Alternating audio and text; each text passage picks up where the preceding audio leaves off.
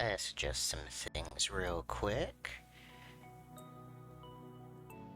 Hello and good morning, everybody. Let's see. We're actually gonna hide this for a second. And...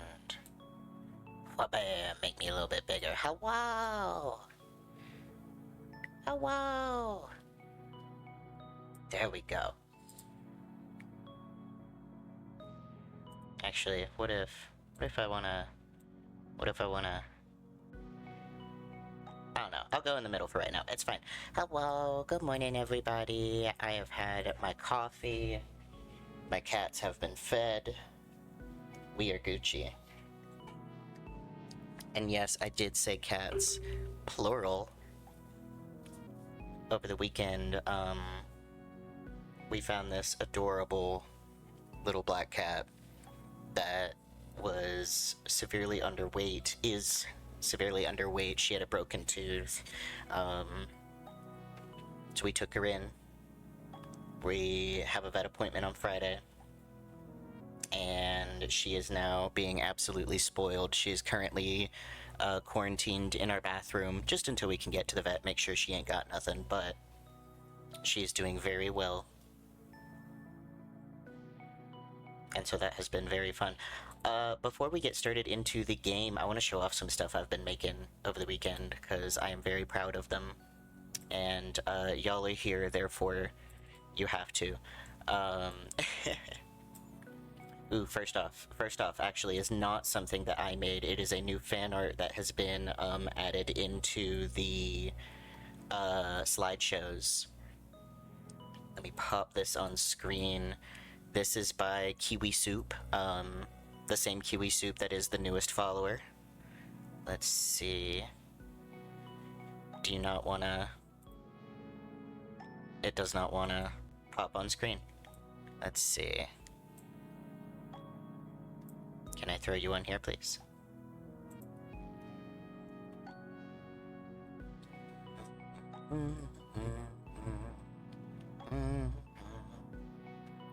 Let's see. Image. Add image to scene.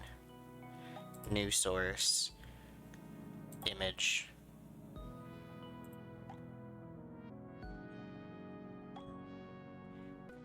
Boom, boom, boom, dun. Oh, it's so big. Oh, it's so big. Basil, watch what you say. This is by Kiwi Soup. I believe their ad is there at the bottom at Kiwi Soup Shop. They made me this adorable badge for Basil. Look at it. Look at it. It's so good. I love the eyes. The lashes are so freaking pretty. And I love how they did, like, the way I draw Basil, he's got, like, just this flat, like, line, where his patterns and stuff are, but I kind of love this interpretation with, like, the gradient. I love the fluffy cheeks, the chest fluff. Like, it's so good. So good. I had to show that off. And that is by... I don't know why I'm moving my mouse as if y'all can see it on this fucking, thing, because I know you can't. But yes, this is by Kiwi Soup Shop. Definitely go give them a follow. I absolutely love their work. And I'm excited to see them in person so that I can get this as a physical badge as well. But yes, now I'm going to show you some things that I did. I have been animating once more. Oh, no, I also have to show off the badge they made for my wife. Yes, this is also by Kiwi Soup. Look at her. She's beautiful. Absolutely love. Anyways, now for the things that I made. Bam. I have been working on animating again, and it's so freaking fun. So here is Basil doing the Anya from Mouthwashing dance, you know what I mean? This was recommended by lovely lady artist. I still have not played Mouthwashing. I don't know if it's something I would play on stream because I am bad at horror games. So I don't know if it's something I would play in general. but I'm definitely gonna have to watch someone's playthrough of it, because it's everywhere, and now I am lovingly haunted by Anya cosplayers every con asking if I've seen it yet. And now the GIF is rubbing my PNG tuber's shoulders. Okay. Then we also have I have another one that I finished, and then one that's just the sketch. This one, I love this dance.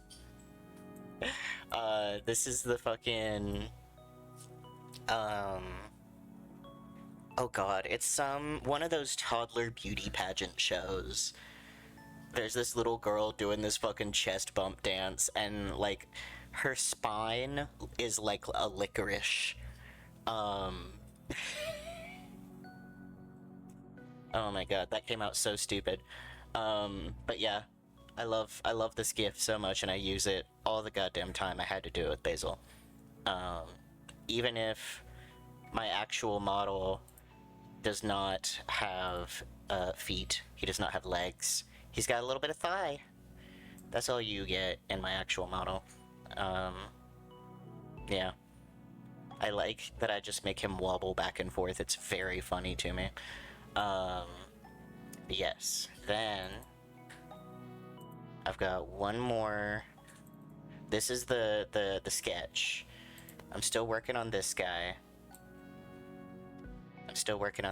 And I'm very proud of it so far.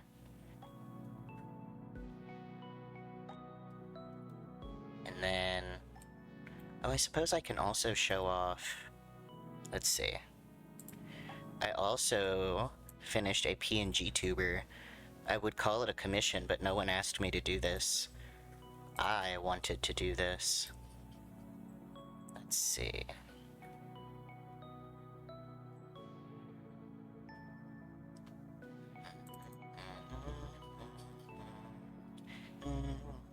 Actually, you know what we can do?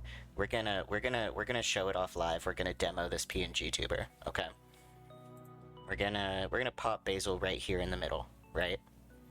And then I'm gonna go into VietoTube, and we're gonna upload it live, right?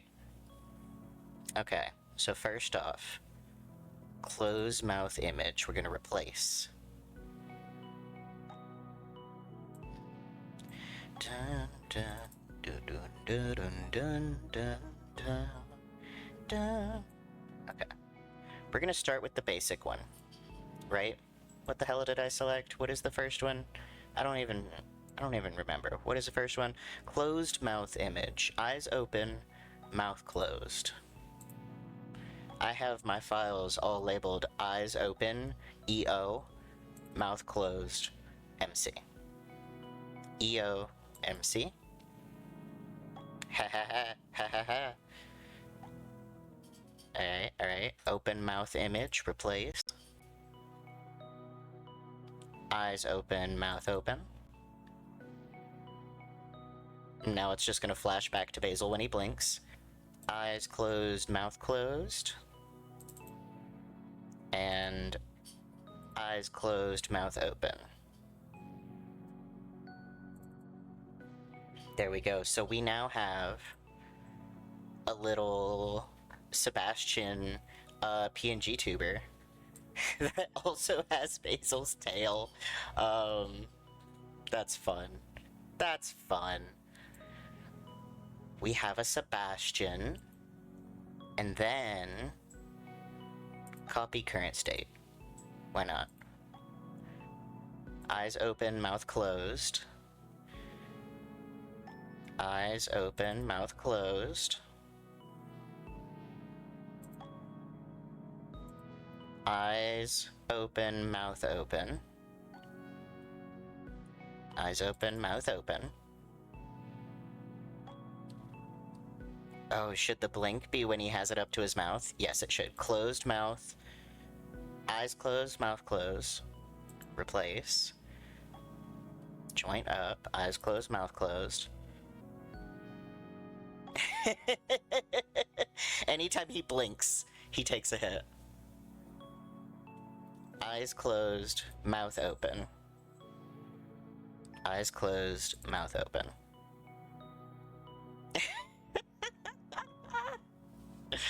Oh wait, but I can change blink duration.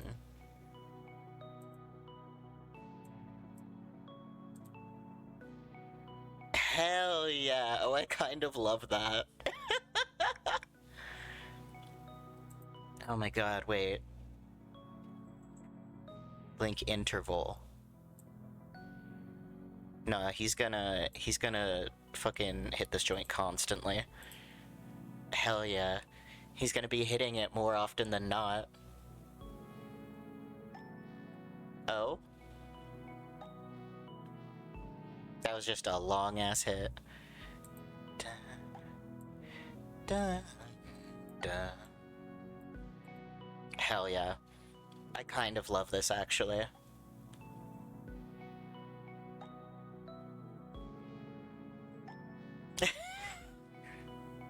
Dingus!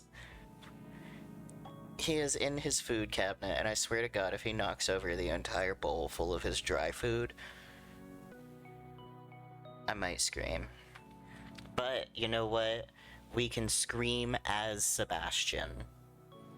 Alright. We're gonna pop into Discord real quick and do my little announcements that I'm live.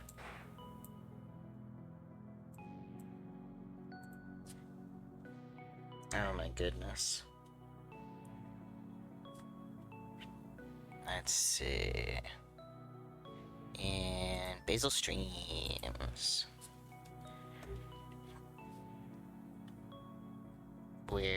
Oh, hang on. Basil streams. We're showing off some new artwork and getting back into date. Everything live now at Twitch. Nope, hang on. Twitch.tv/Atlasnerdery. And we're gonna do the Basil bonk emoji. Copy. Send. Gonna put in the boba shop. Send. Gonna put in one of my work servers. Where's streams?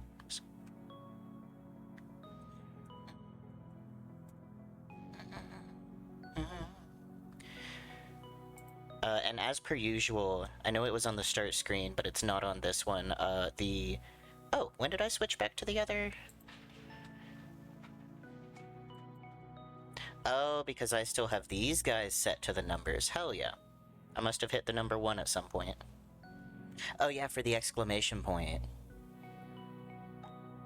I don't have a shortcut. Sure. Assign 5. Why not? And then for this one, assign 6. Oh, and I do also have, actually, let's see. Eyes open, mouth closed.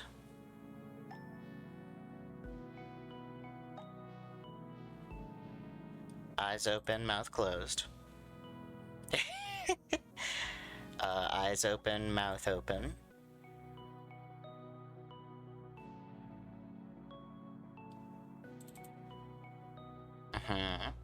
Eyes closed, mouth closed.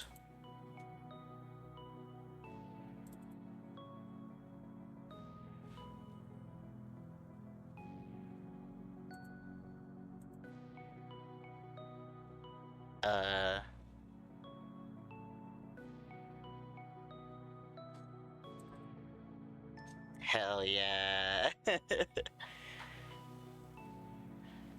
No, this one's gotta be less than that, so we're gonna spread out the interval and lengthen that duration. There we go. I love this.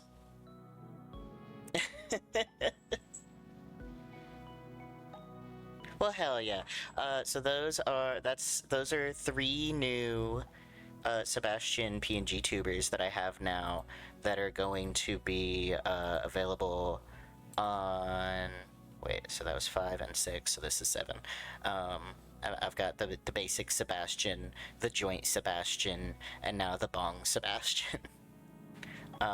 He never lights it. It's a perpetually lit bong.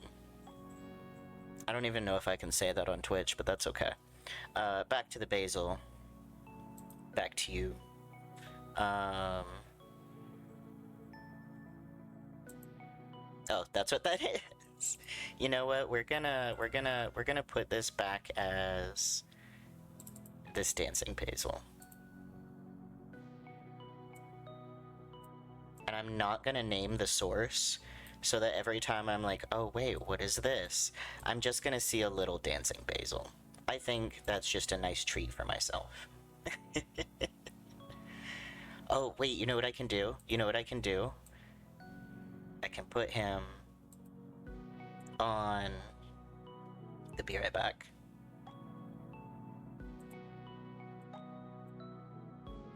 If I made this a little bit smaller.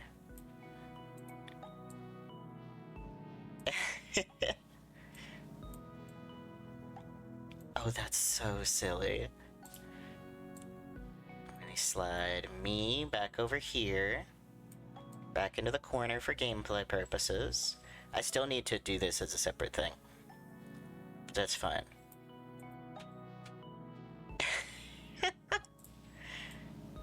Oh, that's so silly.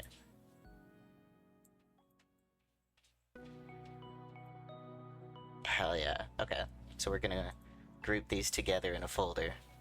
Bam. New folder, BRB. And yeah, and now I can move them around as one. So now, if I open the game capture back, I can put this right here. Right in the middle. Hell yeah. Okay. We're gonna close that. Yes, Dingus? Yeah, buddy? What did you do? He's been talking to this kitten through the door. And it's so cute. But also, it makes me want to let them play so bad, but I gotta make sure she is safe to interact and not sick or anything. Just to do the responsible pet thing. I guess I gotta be a responsible pet owner. Ugh. Okay. Alrighty, let's pause that background music. Once again, that was by Winter Melon, Summer for the Heart for the Farmer Dory soundtrack. I just love that as background music for my streams. So I have it up all the time. It's very nice. Oh, also, there is apparently a sale right now for cozy job simulators. I think it's until like the 24th, on Steam specifically. I think it's until the 24th or the 27th. I have gotten a few of these games already, so I'm very curious, but I would love to get, like, Cozy Organizer is on sale for $4.79. Ship Inc. is on sale for $5.09. Coffee Caravan is for $10.19. You know, shit like that. Cat God Ranch is $7.49. Poof Cleaning Services. Chonkers. Oh my goodness. I'm definitely going to go through that. So if any of those games that are on sale, if y'all want to see me play, oh my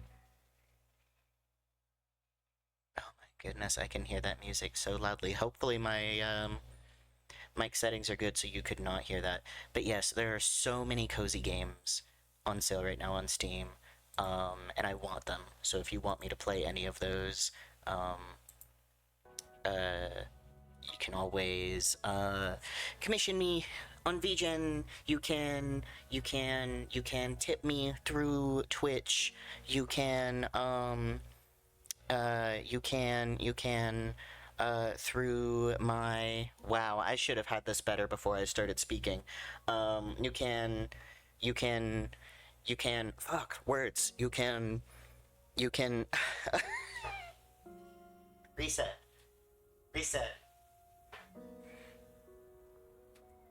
Oh my goodness. Okay, I don't know if that's because the coffee is finally kicking in or because I'm autistic.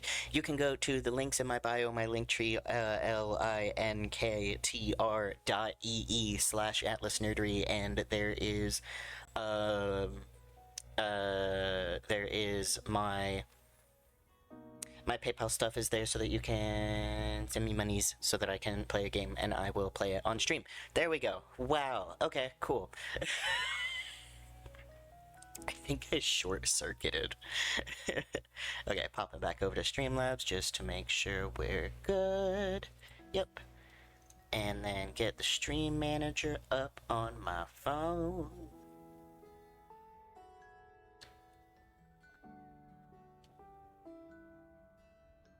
Let's see.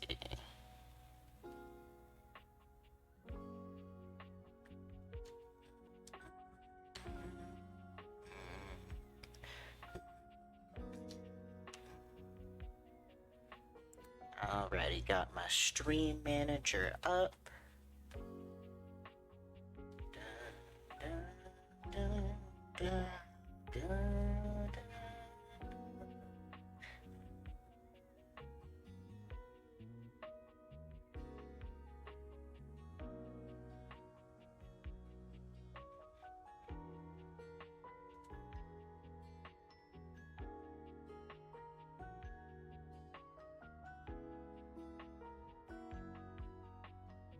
There we go.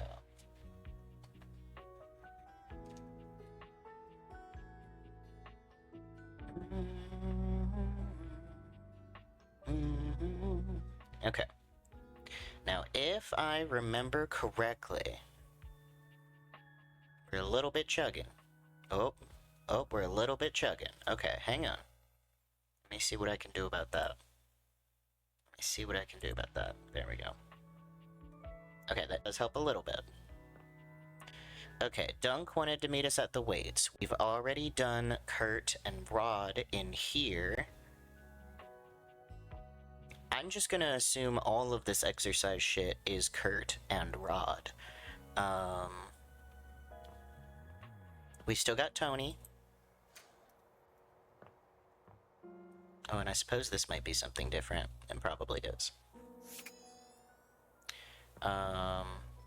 In here, we finished with Prissy. We've got, fucking, I'm blanking on his name, Brennan Lee Mulligan over here. We've got Art. Holly is feeling down in the dumps and doesn't feel good. I'm just assuming all of this is also Bo. We have finished things with him. We've still got stuff with Sophia, and then interacting with her with Bobby, we know there is also a money girl. We have not been able to speak with her, so that's probably just through more interactions with her. This guy we've already gotten the friendship status with, but he's weird. Florence, we need to meet her. We need to meet Celia at the staircase. These feel new, so I think it's just because we got good with Prissy. I think we still needed to meet Front Dorian again, talk to Front Dorian. We haven't talked to the windows in here. I don't remember if we've talked to Curtain Rod in here. We've got Chair, we've got Sofa, we haven't talked to. That magazine is Lyric. Console Girl, TV Head. We still have not talked to Piano or Globe. We have not interacted with Maggie much. We've talked to Backdorian. God, there's still so much we haven't done. Okay. Starting in this room. We still have not met the piano.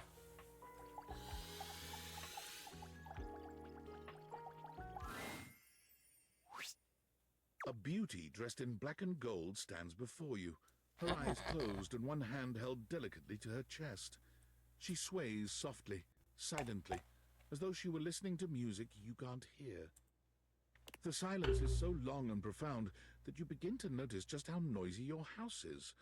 You can hear your clock ticking, your refrigerator humming, and your air conditioning blasting. Has it always been so loud around here? The silence persists, and this stranger continues to ignore you, lost in her own world. Whatever it is that she's doing, she's clearly very serious about it.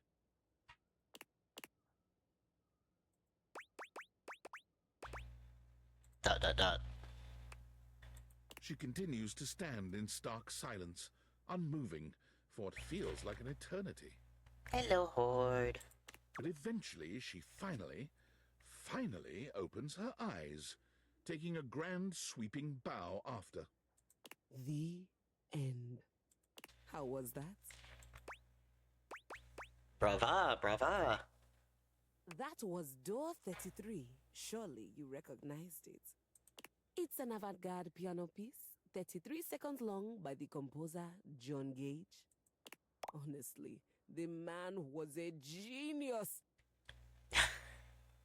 I did watch this interaction with my wife. For those that don't know, I actually went to school for music. I went to a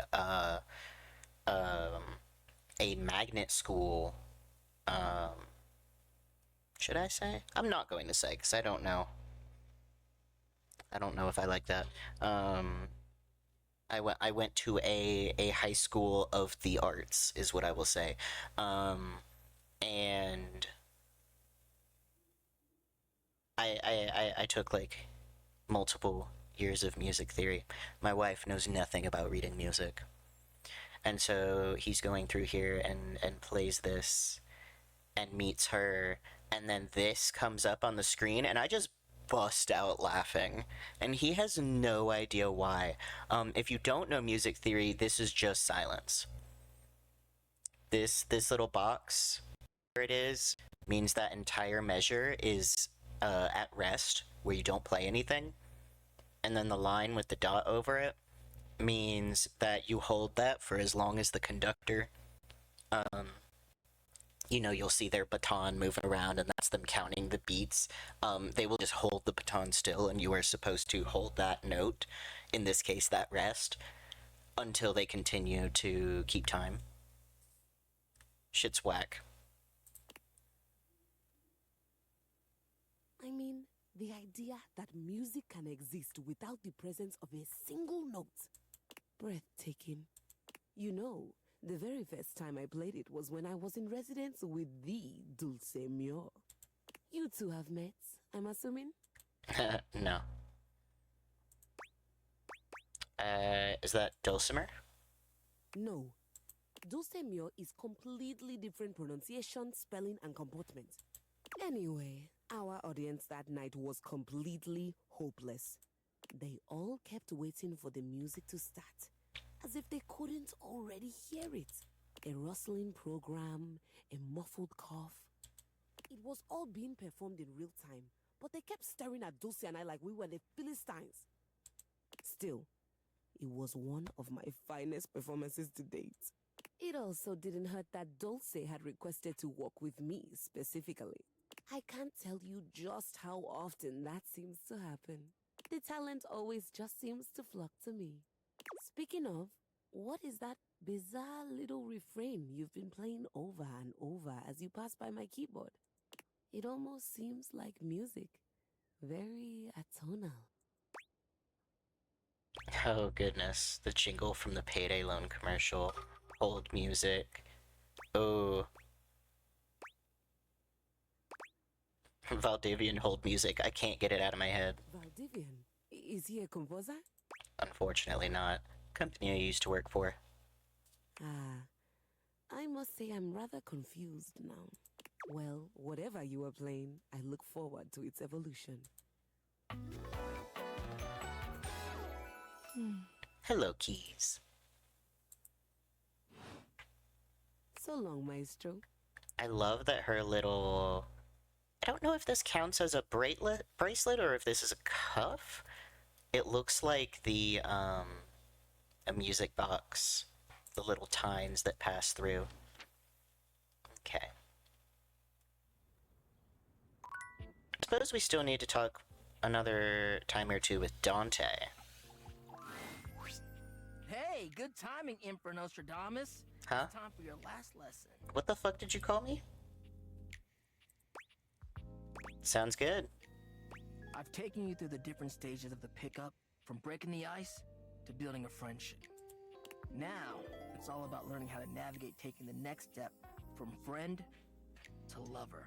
But before that, there's something I want to ask you, and your answer determines where we go from here. Why have you been coming to me for lessons all this time?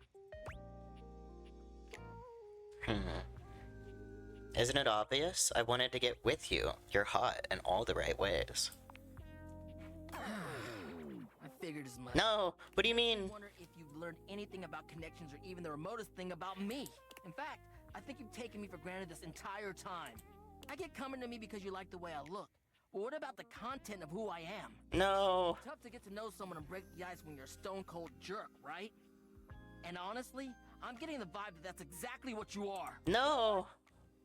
I think I'll teach a special final lesson just for you. Learn how to be a better human before you try to trick someone into participating in your miserable life. Stay away from me. I won't hold back from burning you. No! What the fuck?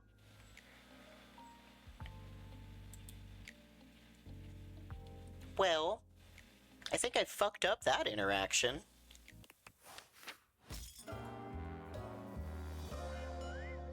Shut it, loser.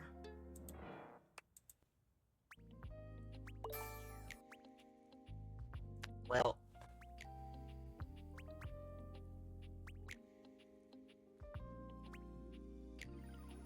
Your icy visage can turn a poker night into payday. Damn. Well, unfortunate. Hello, Maggie. Hello again, suspect. I'm hard at work on my current case. I've been hoping for a breakthrough. Sometimes I get so wrapped up that I start seeing everyone through the lens of a mystery. Are you really a detective? I am Maggie M. Glassbury at your service. Perhaps you've heard of me? I've acquired a modest reputation as a result of some of my previous work. What are your best-known cases? Maggie puts her hands on her hips, positively radiating pride. Why, it was I who solved the mystery of the missing sock. That was you? A brief interview with the Stackables and a chat with Dirk was all it took to sort that case out. The Stackables? Sock was in the depths of Harper's hamper. Glad someone got to the bottom of it. I also cracked the caper of the self-generating dust rabbits. Really? Where do they all come from? Static electricity. It causes particles to accumulate around pieces of hair. That does make sense. Your hair, to be exact. They form undisturbed, in-dead air pockets. That's why they hang out under the couch. My hair, you say? It matched the evidence, and I ruled out every other possibility. By the power of deductive reasoning, I determined that you were, in fact, the culprit. No getting around you, I see. I pride myself on that. What mystery are you trying to solve? Lately, I've been taxing my lens to the utmost on a very interesting case. I'm trying to get to the bottom of a mysterious love letter. It was delivered to Dorian last night. It might have been mine. Tell me more. At approximately 2 a.m., an unknown suspect dropped off a letter for Dorian. Upon opening it, Dorian discovered that it carried clear romantic intent. That is to say, it was asking him out. It described how his protective yet gentle presence had won over the writer's heart. If interested, he was to write back as soon as possible. Sounds good so far. Here's the catch. The letter wasn't signed with a name, just a monogram. Though he might be hesitant to admit it, Dorian was quite taken by the letter. He isn't certain whether he wants to write back until he knows more. I'd be open to it. If you'd be open to it, I'd love to help. You would? Yeah, let's get into it. I've never worked with anyone else before, but I think this could be good for the case. Why not start giving me whatever clues you have? The case is pretty thin, but we've got a couple of clues. First of all, the paper the note was written on was somewhat interesting. Second, although the letter wasn't signed, it did have a single initial on it. Finally, I think Dorian might have a clue for us. Let's start with the paper. No, what initial was written on it? A stylized letter M. Okay. A first initial? Seems likely. What should we look at next? What if it was Maggie? Let's start with the paper. What makes it interesting? I have it here. Semi-transparent and very thin. Napkins? It doesn't seem like ordinary paper at all. Let's dip a corner of it in water. She dips a corner of the paper into a small glass of water. Look at that. It dissolved. What else should we try with the paper? Try cutting it with scissors. She gives the paper a careful test snip. Cuts just like normal. What else should we try with the paper? Let's try burning a small piece. She focuses a magnifying glass on the paper for a few moments, stopping immediately when it begins to smoke and catch fire. Yikes! It's definitely flammable. Does seem to burn slightly slower than normal paper, though. What else should we try with the paper? Let's taste it. Taste it? If you say so. She carefully dabs a corner of the paper against her tongue. How interesting. It's edible and tastes slightly starchy. Is it rice paper? What else should we try with the paper? Let's see what other clues we've got. What should we look at next? Let's have a chat with Dorian. Hello there, you two. Good to see you, Dorian. I've enlisted our friend here to help solve the case of the mystery letter. Splendid idea. Can you repeat what you said to me earlier about the smell you noticed? Right. Well, when I first opened the letter, I caught the faintest whiff of what I think was truffle. Strange, no? God, it's very unfortunate that I haven't met anyone in the fucking kitchen. Could it have been something else? Truffle happens to be one of my favorite flavors. The association between the forest-dwelling fungi and my own wooden provenance bring back fond memories. Anyhow, good luck. Let me know if you happen to figure out who it was from. I'm not one for love, but I am one for truffles. And friendship. What should we look at next? I think I know who sent the letter. I've narrowed it down to 4 suspects. Penelope, Mitchell Lynn, Mateo Monta, and Freddie Yen. Oh, it's definitely Mitchell then. Who do you think it was? Yeah, I forgot about Mitchell.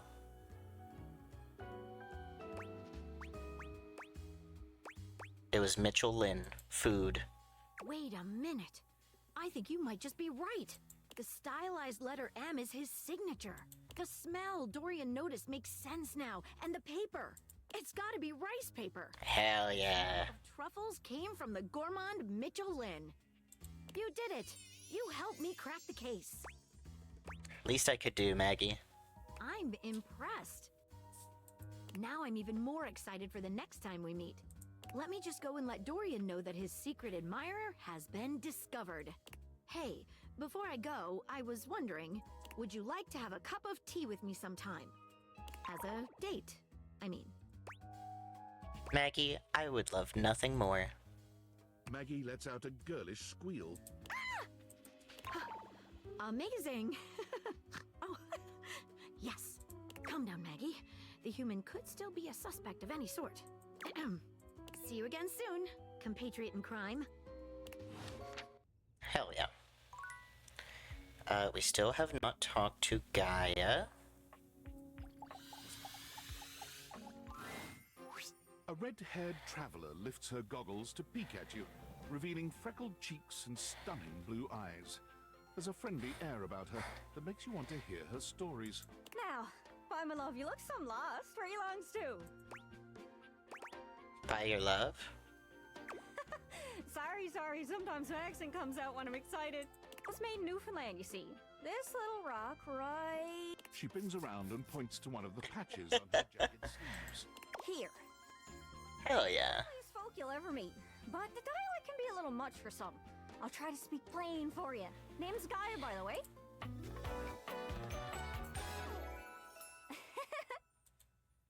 Hell yeah. So, where are you from? I'm from Coolsville. I forgot that's what we named it. Makes sense with that accent I'm hearing on you. It's a right shame, though. See, I got all these countries and rivers and seas on my jacket. It's a collection I've been working on. And I know the names, but I don't really know the places, you know? I mean, heck, I got them all memorized even. United States, Canada, Mexico, Panama. The works. But without a story behind it, they all feel so far away. Yeah, I'm picking up that reference. United States, Canada, Mexico, Panama, Haiti, Jamaica, Peru. You'd think they'd be in arm's reach considering they're on my sleeves, but it's a brain problem. I just can't pin anything down without context. Without stories, maps are just paper. Dots and lines. The reason I ask where you're from is so I can shape the places in my mind with some kind of meaning. Because right now, it feels a bit like I'm just wearing a big vest of unchecked boxes. Geez, here I go talking your ear off. Sorry about that. It's just, I'm having trouble putting myself out there, and I'm so interested in being out there. Why can't you just warp around like everyone else seems to be able to do? I've tried. I want to talk to the others, but I think I must be too forward or something. I skip on up to them and I ask them about themselves, and they just run away. What do you mean? Oh, you know, I come up to the others so I can ask about them. Get to know them, who they are. But before I can get to the point, I always go spouting off about something or other, like telling them factoids I've heard about what I imagine their home to be. And 9 times out of 10, I'm some level of wrong. And the other time I'm right, but it's in an insulting way. One thing leads to another, and they give me this look. And soon enough, they find an excuse to leave. I'm just bad at it, I guess. Sometimes I feel like no matter how hard I push myself, I'm just going in circles. You know what I mean?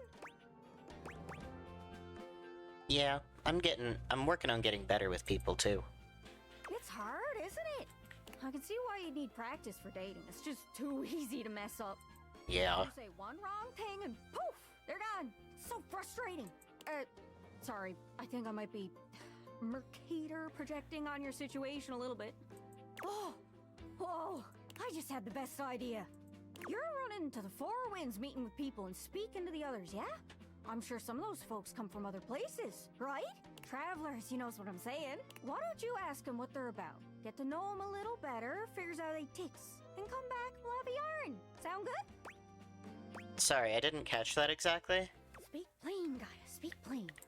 Okay, so, you're speaking with objects all over the house. You know how some of us have little labels that say things like made in China or Heto in Argentina on the bottom? Well, that means those objects are travelers. They come from away. Speak plain, Gaia. They're from somewhere else. Somewhere on my jacket. Those are the objects I need to talk to. Those are the ones who can fill out my checklist. This map is uncharted. But if you can bring me back stories from those travelers, then I'd be able to write little notes down here and there, and pretty soon I'll be a bona fide travel guide. It's everything I've ever wanted. And you'll get a chance to practice talking more. Are you shy? I can help. People tell me that I never shut up. I can help you learn to never shut up. Doesn't that sound great? That'd be perfect. Right? I'm sure it'll work out. You scratch my cartouche, I'll scratch yours. What do you say, partner? Exploration buddies? Sure, why not? Really? Oh, I appreciate it. Really saves me a lot of humming and hawing. You go out and find some objects from foreign lands. Oh, and let me know if you need any help. It's hard to explain, but I got a pretty good sense of these things. I can't give you an exact name or anything for who to talk to, but I can get you close. It's kind of like a geocache. I can give you an idea of their general location, but if you want to find those travelers, you'll need to hunt them down yourself. I've learned firsthand what others don't take too well if you run up to them and scream, "Where are you from?" Yeah, like you did with me. Yeah, like that. It was a disaster. Point is, you can't just ask objects about their origins out of the gate. You gotta awaken them first. Don't worry too much about the details. Once you're close with someone, you'll learn more about them automatically. So, what do you say? You want some hints on where to find travelers, or do you feel like searching on your own? I feel like, so off the bat, Daisuke, Dasha, the couch, whose name I forget because I haven't technically met him.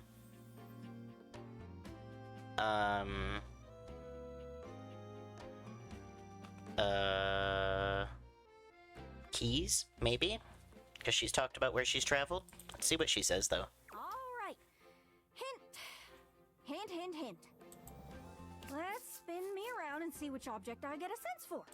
As me mother used to say, if you want to broaden your horizons, follow your stomach. If you don't stay well fed, pretty soon you'll be toast. She said it exactly like that. My mom was a weird lady. Hope that helps. Sorry, I'm still a little scatterbrained. Thanks, I'll see what I can do. Good luck. Don't get lost. Hell yeah. And then... let's talk to Wendell. Oh, if it ain't the best-looking owner of this house. I know you're the only owner, but the statement still stands. I've got something to ask you. Do you know when they will be back? I have got so many questions that need answered. Who are you talking about? I'm talking about your neighbors. Did you not notice they were gone? You really need to look around you more. They have been on vacation for the past 2 weeks, and I wonder if they will both come back. I heard from some muffled talking that this was a vacation to, quote, save their relationship, unquote. But from what I've seen, they are going to need a lot more than a vacation to do that. You sure know a lot about him. Oh, I watch everything that's going on. You see there? I face their window, and I've had a front row view. Wait, does that mean they can see me? Nothing to worry about. Kurt and Rod do a good job of blocking you from their view. Plus, you don't do anything interesting enough for them to want to see, so no worries. But Graphic Tee and Cargo Shorts have been having some very serious talks lately. Yeah. I can't hear them too well, but I can tell by their hand motions that something is going on. Cargo Shorts has been on a laptop at all hours of the night. Oh, I bet they're on one of those dating sites. A dating site for t-shirts? No. One of them wears nothing but graphic tees and the other is always in cargo shorts. Look, I'll just call them GT and CS for short. That way you don't get confused. But can you imagine? CS is on the websites looking to replace GT. That's so scandalous. We love a good scandal. You know what? I'm gonna ask some questions to the pergola next door. I need to test my theory. Come back later. I should have some answers. Hell yeah. And now... we're also gonna go up and talk to, oh god. Drawing a blank on her name. I don't know why. There we go. Zoe. Hey, Zoe. Zoe, are you there? Hey, if you can hear me, let me know. Hey, yeah, I can hear you. Sorry about the other day. I was just so sad. It is good to see you, though. And I'm feeling a little better. There was the cutest bird in the windowsill this morning. Have you ever realized that the way birds poop is just totally insane? Like, it's just random. They poop whenever, wherever, all the time. Can you imagine going through life like that? I mean, I don't have to worry about pooping because I'm a ghost and I don't have bowels and I don't eat, but like, what if it was you? That would be so crazy. You just walk around like leaking. Birds are so weird. Leaking? Ew! I know! Don't even get me started on snakes. I was thinking about that this morning too, the whole I digest a whole mouse lump in my body thing. Ugh. Oh god. No, wait. I have an idea. About what? I've been thinking about where I should go next. Should I find out what my next adventure is? Like, actually die? Or should I try to come back to a life of sorts and be a real being in the house with guys like the time capsule? And you, and your magic glasses. I would love to have you here. Oh my god, thank you! Look, here's my idea. We never closed the seance circle. I stood up, and he stood up, and then I fell, and I died, but the energy was still all open and swirly. So maybe it's still open. Maybe if we can complete it, I'd stop being stuck in between worlds like this. Stuck in this room, stuck in the freaking 80s, for God's sake.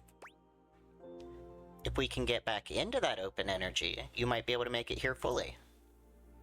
This is amazing! Okay, we're gonna need a lot of stuff. Well, not a lot of stuff, like a moderate amount of stuff. Mostly what we need is unstable energy. It sounds weird, but I think if we get enough of these objects here, whose existences span the distance between object and idea, it could work. Not cabinets, tables, or toilets, but like weirder stuff. Like me.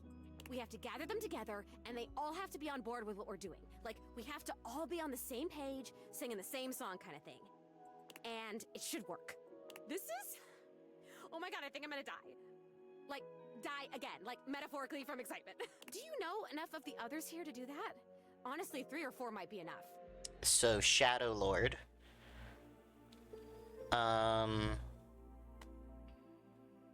Water? River? Maybe? I don't know why the hell Rudy thought he could contact his dead father with just me. Maybe art? He's the concept of art? I think I know some folks. Oh my god, this is amazing. I will be right here. I'll be waiting right in this exact spot, okay? Thank you! Thank you, thank you, thank you, thank you, thank you, thank you, thank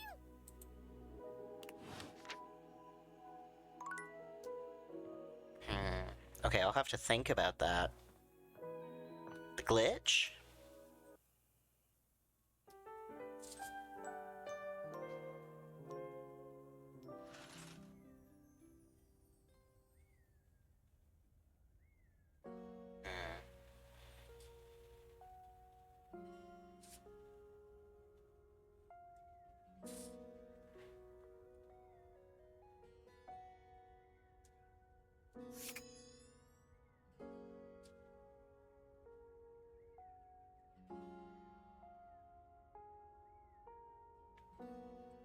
Let's see. Let's try talking to the glitch. Oh, Holly, that's a good idea too.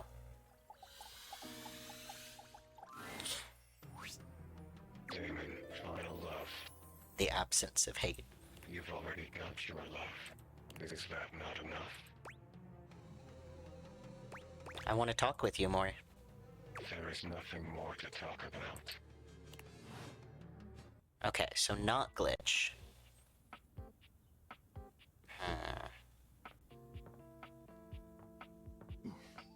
Yeah.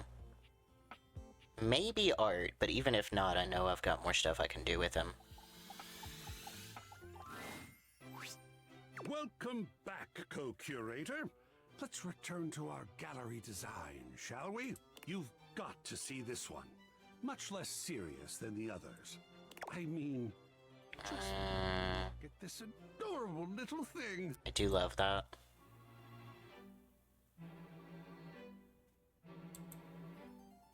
Hello? I'm sure There we go. some might call it kitsch, but to me, it is perfectly quaint. That little house, that little brook, that little rainbow.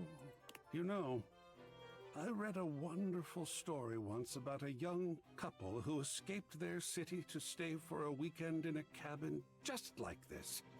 They liked it so much, they moved in and never went back. Shall we discuss it? For sure we shall. Lovely. What do you feel when you look at this? Cozy. I love the nice, warm feeling it gives me. Of course. It was designed to do just that, I believe. The subject is immediately clear. There's no definitive point of view, no work required from the viewer. In fact, the majority of people looking at this would feel just the same way. At ease, not triggered. It was designed that way. I love this piece. And that is absolutely wonderful. Good feelings are good. Is this one you'd like to display? I'd love to. Where shall it go? Above the fireplace, facing the no, bedroom. Bedroom, definitely. Just like that. Well, we are making excellent progress here. Just one more to go. Ah, the thrill of gallery design. And now whatever last one has to go in front of the piano. Okay, so maybe Holly. Maybe Holly, but I feel like there's something else we have to do with her right now. Florence is still here in Yep. Holly's place. Oh, you're back. She's still out of it. She went I wanna really help. hard this time. Whatever you're thinking of, we've already thought it. Hear me out. You're all ears. I'm gonna take her on a date. Good luck finding the time. I'll just tell her it's Valdiviantines in July. June? What month is it? She'll say she's got work. She'll believe it, though. Well, just tell her they moved the dates because taxes. I hate how much that might work. I could talk to some folks. Kinda weird taking her on a date without asking. She's definitely expressed interest. Oh? She just doesn't have the time, so she says. Great. Sounds like a plan. We'll let folks know to give you some space. Give you the house to yourselves as much as possible. But give her a night at least. Poor thing's still off with the fairies. You're not a real person. Get out of my chat. Get out of my chat. Hell yeah. Okay. Well, who else is a concept? Let's go talk to Shadow Lord.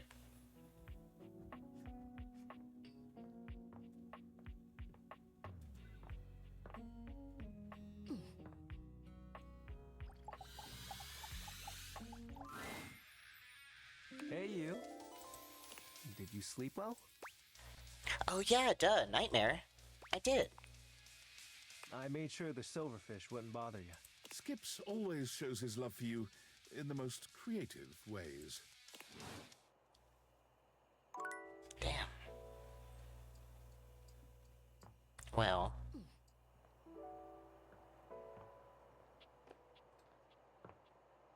Those are lights.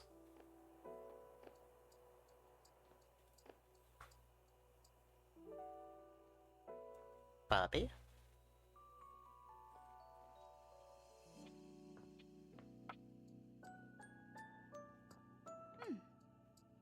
The random hanger. Toast?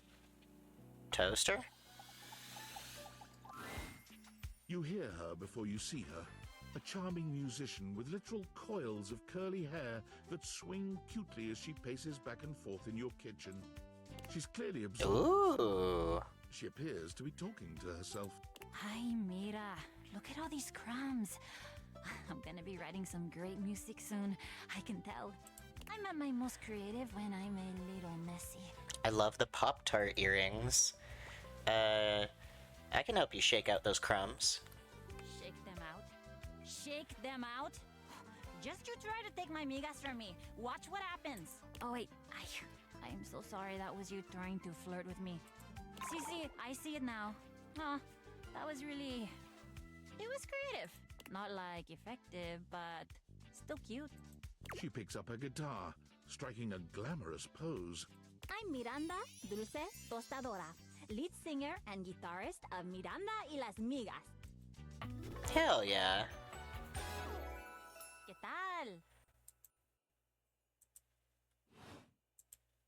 We're the best musical group around here by a lot. Is there much competition for musical group in the house? I mean, not really. The only real competition for me is me. I'm pretty great. That's pretty confident of you. Well, sure. I have to be confident to survive in this field. You think it's easy being in the limelight? It's a hell of a lot harder than being in the lemon light, believe you me. Oh, come on, it can't be that hard. Oh, no? Okay. Gonna have to show you, huh? If you think it's so easy, why don't you sing for me? Go ahead, sing for me. Right here, right now. since you're not afraid of a little lime juice. You are my fire. Whoa, see, and I'm gonna stop you right there. The one desire. If for no other reason, you get points for being a good sport. You get points for happy, a good sport. If I'm lucky. And you would be lucky too. I'm really good. Just stay on my good side. ¿Me entiendes? Oh, and obviously, if you like neat toast, I'm here. Okay, busy, sexy little tostadora with a gig coming up. Time to make the toast. Hasta luego. Hell yeah. Well.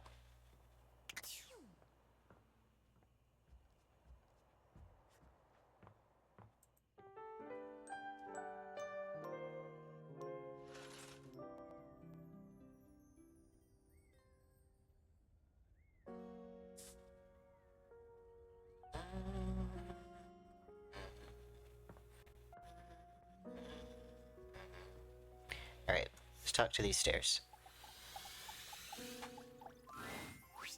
Celia's grand presence announces her before she even speaks to you. She greets you with a regal nod. Good. You're here. Let's get this done. Stella! Oh, hello, Miss Mayor. I know you're a busy ceiling, but you're also... Let me check my notes here. Smart!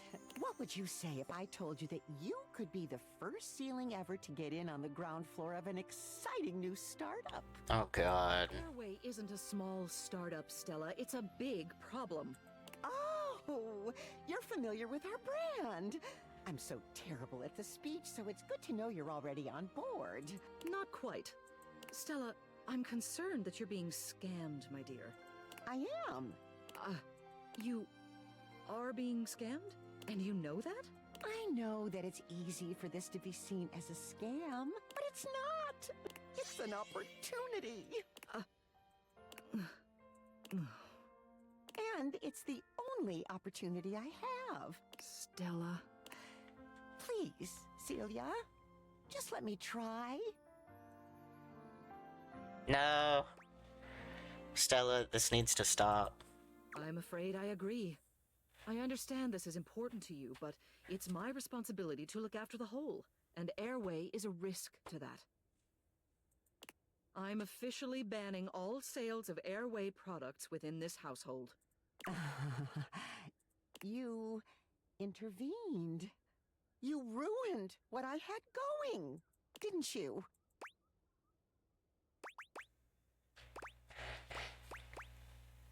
I did. I never should have relied on anyone else. Should have gone it alone. Maybe. I suppose I'll never know. I'd like you both to leave. Stella. Leave! Sorry, girlie. That's what you know. You are literally a Mary Kay salesman. You are selling air to people. Congratulations, you're funnier than 75% of these attribute descriptions. It is reported that people like being around you. Now you simply must find some people to test that. Sorry. Been wanting to say that for like a while now. Damn. Are you really bad at dating or just happy to see me? You're cute. And you're scoring some major points with me. Keep it up. Looking to learn a little more about sweet Lady Hate, are you?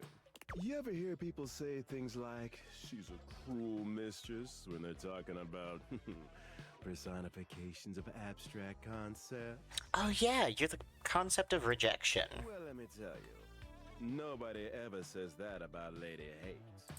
Hate is a kind mistress, a loving mistress, a mistress that nourishes and blesses you. In fact, the more hate you have in your life, the happier you'll be, the better you'll feel. Why don't more people devote their life to hate then? Look around you, kid. Why do you think the world is so evil? It's because hate rules, and all the most powerful people know it. Look, I only want the best for you, and the best thing for you, for me, and for literally everyone. Hate, baby. Come back anytime you want to hear more about hate. Rip. Sucks, Stella. Front Dorian. Dorian stands firmly in your way, an unmovable wall. I love the different colored shirt and the hat. Thinking of going outside? No, just wanted to get to know you better. I'm a door who's the main entrance and egress from this domicile. I'm more impressive and ornate than the other doors, because I need to project a welcoming presence, but also make it clear that those who do not deserve entry stay outside. You look great. Cheers. I open up when you tell me to. It's you who needs to make the decision about whether you're really ready to go out there. After all, you're the only one who knows the reason behind why you tend to stay inside these days. Why not? Just want to meet more datables, and if I leave, then my glasses might go away. I want to bring as many datables to life as I can. David Most should not have these glasses. On the nose right there. You and me and the glasses can stay inside the confines of this house until you've done all you have. So for now, I'll remind you to keep indoors. Stay safe. At this point, I don't think player has eaten. Mateo? When you find Mateo next, he has a visitor. None other than lyric literature. Mateo, is he still missing? Yeah, it's been days. We found one of his threads in the bathroom, but there hasn't been another sign of him yet. Do you think he might have gone back there? Maybe I should go check again. I ran into Amir on my way over. There's no sign of him in either bathroom. I'm sorry, Mateo. I just know something's wrong. He's never been gone this long. What if he got caught on something? He's already lost one of his threads. What if he unraveled? What if... Mateo, breathe. We're gonna find him, okay? And if we don't? Lyric, I can't go through this again. We won't have to. Now that the human is able to speak with us, I'm sure he'll be able to help even better than we can. Thanks, Lyric. I'll run through the list of leads again. We're gonna find him. Chin up, my snuggle buddy. Any of your leads pan out? Nope. Another bust. And that list is only getting shorter.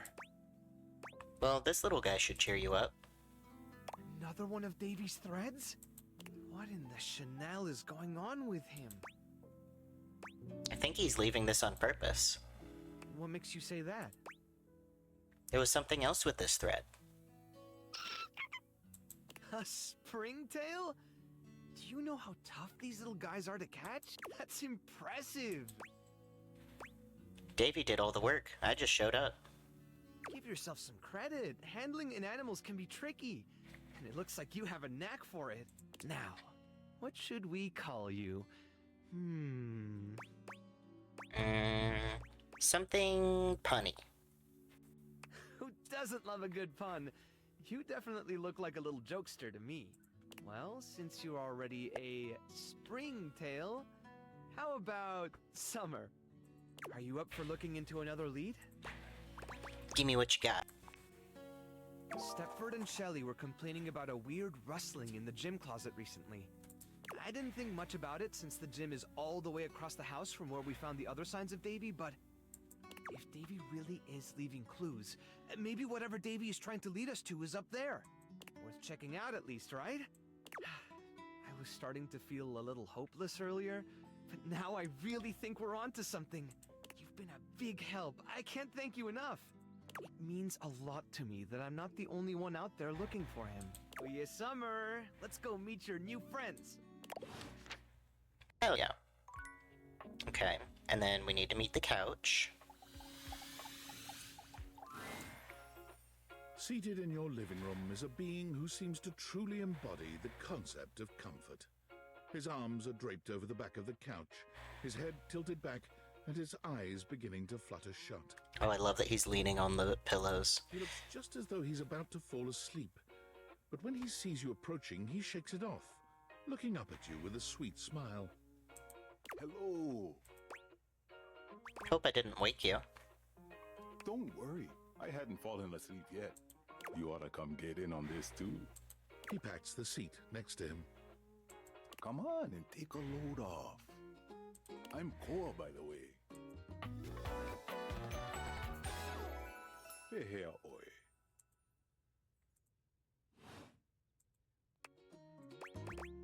Nice to meet you. You too.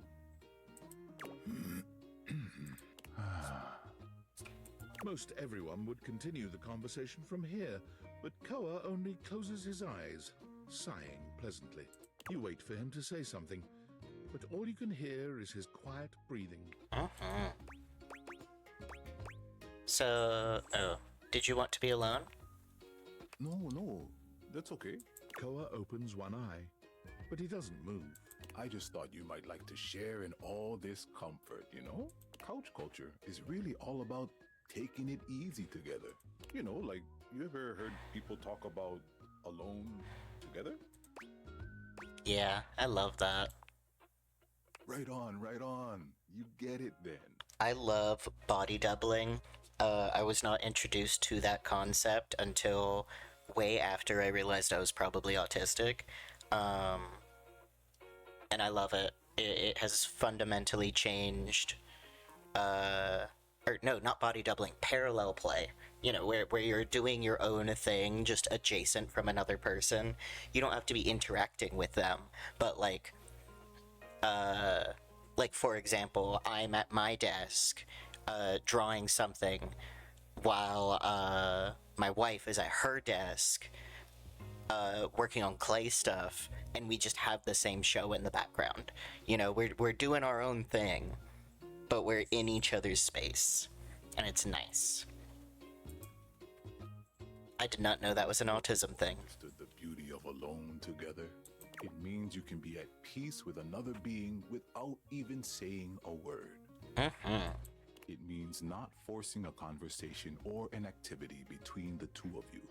It means just enjoying the moment without any expectations. He sighs pleasantly, closing his eyes. Guess I'll give it a shot then. Beautiful. You'll see. Koa breathes in deep, sighing pleasantly. When he relaxes, the entire room seems to relax with him. You're not sure how much time passes as the two of you sit side by side in companionable silence, but it's certainly a good while. Thanks for keeping it chill, buddy. This got something I want to give you. He paid me for hanging out. Is this my pocket change? You know it. You know, in couch culture, we're not big on expressing ourselves verbally. We prefer to let our actions speak for us. And a gift like this, it's just a way of honoring our friendship. In human culture, oh. I'm touched you'd share your culture with me. I'm just glad you appreciate it. Koa yawns. I'm gonna take a nap. Feel free to stick around as long as you want, alright? I'm just so comfy. Yeah.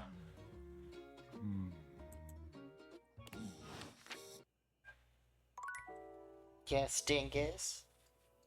What's that little meow for, huh?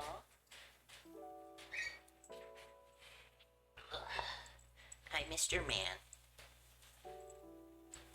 Would you like to say hello to stream? He's sniffing the mic.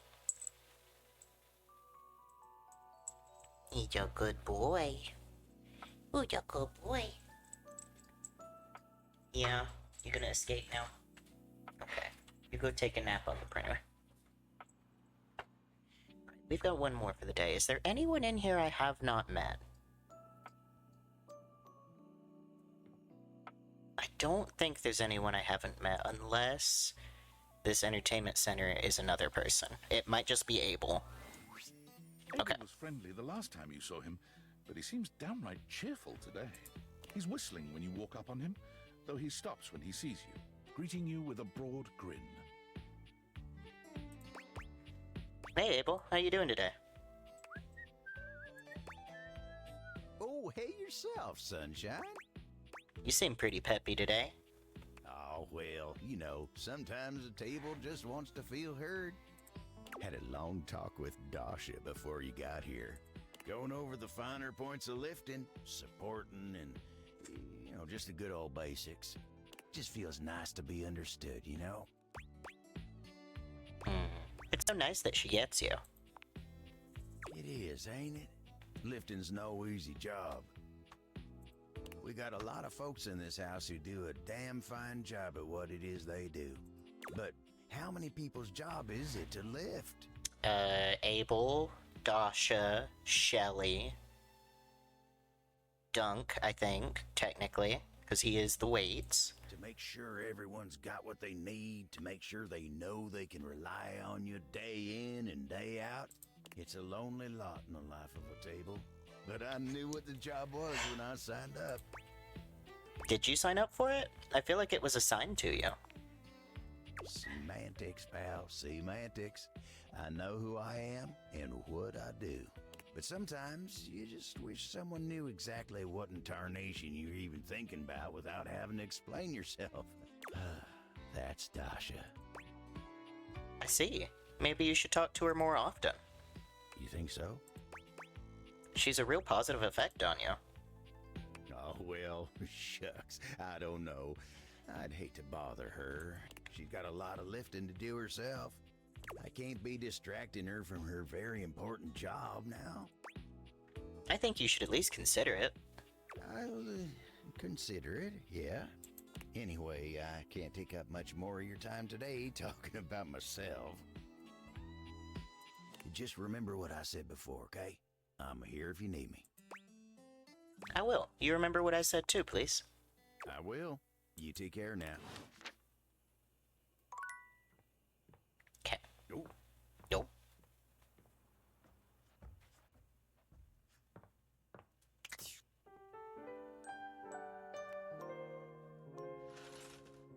Okay.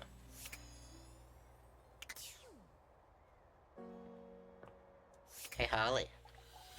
Date? Project Get Holly to take a damn break is a go. She thinks it's just a standard rose drop shift. We'll keep the house clear so it's just you two. Treat her right. Always. We're doing it for her. Friends! Good luck. Here we go. Oh man, I wanted to say goodbye before my shift. You're all being so sneaky lately. Anyway, hi. Sorry I've been so out of it lately.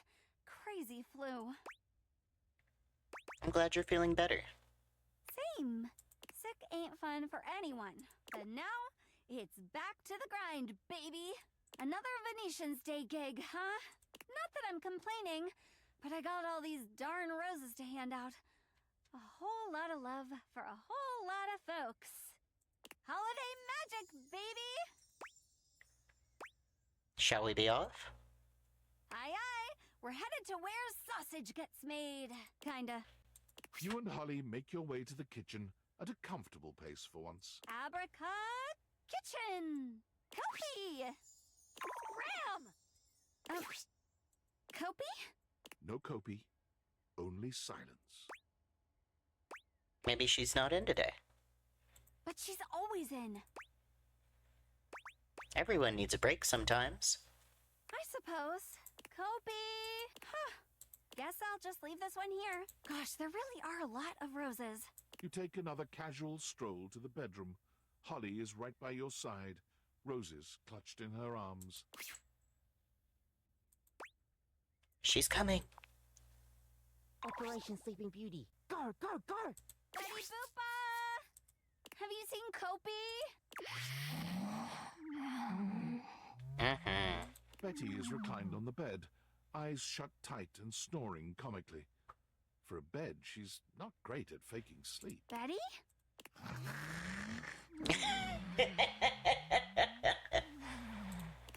Betty?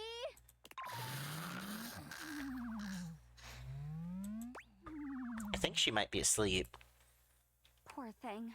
Always taking on everyone else's weight. Is she now? She is an angel. Deserves a whole bouquet, she does. Happy Venetian's Day, Betty. Let's let her get some rest. Potty time. Potty time. Operation Runaway Rebel is a go. Cringe. Zip it.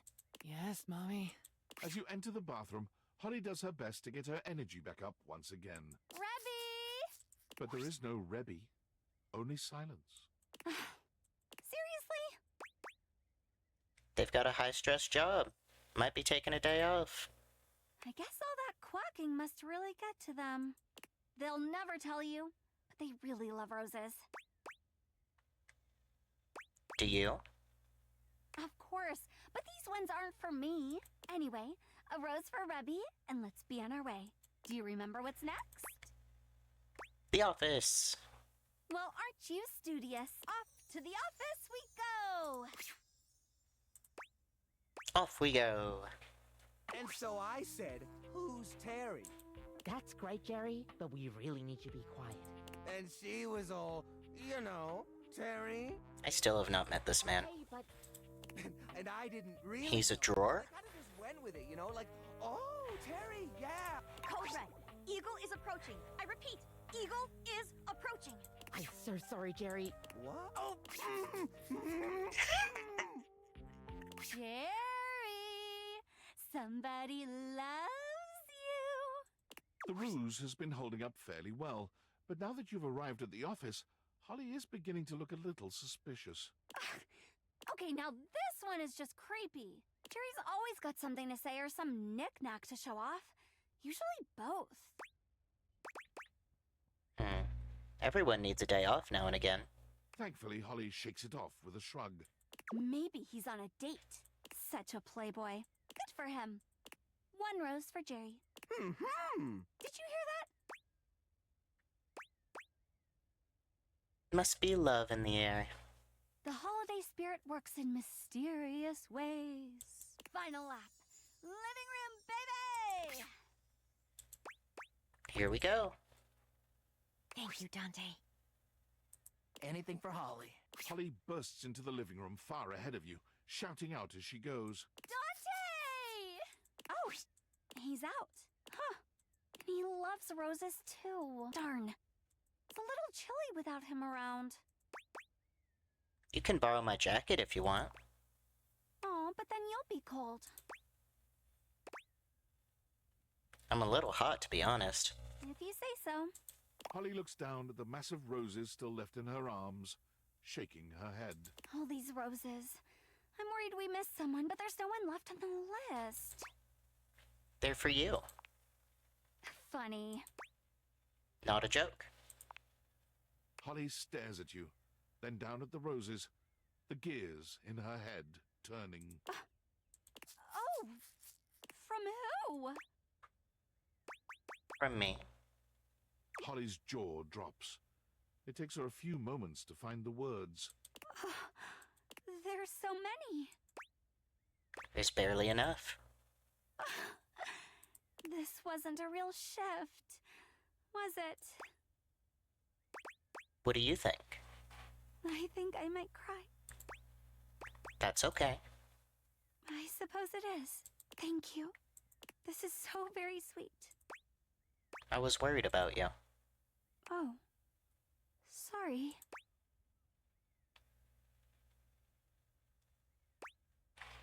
I thought you might need a break, but like, an actual break, not a bedridden recovery break.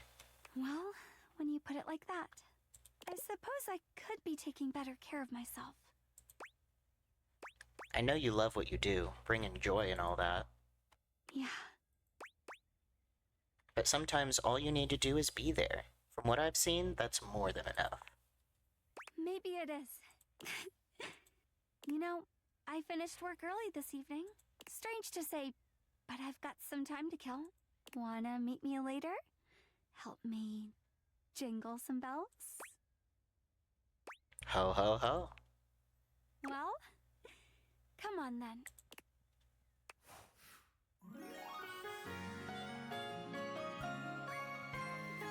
Happy holiday! Hell yeah. Oh, and oh, my charm. Nice. We're getting there.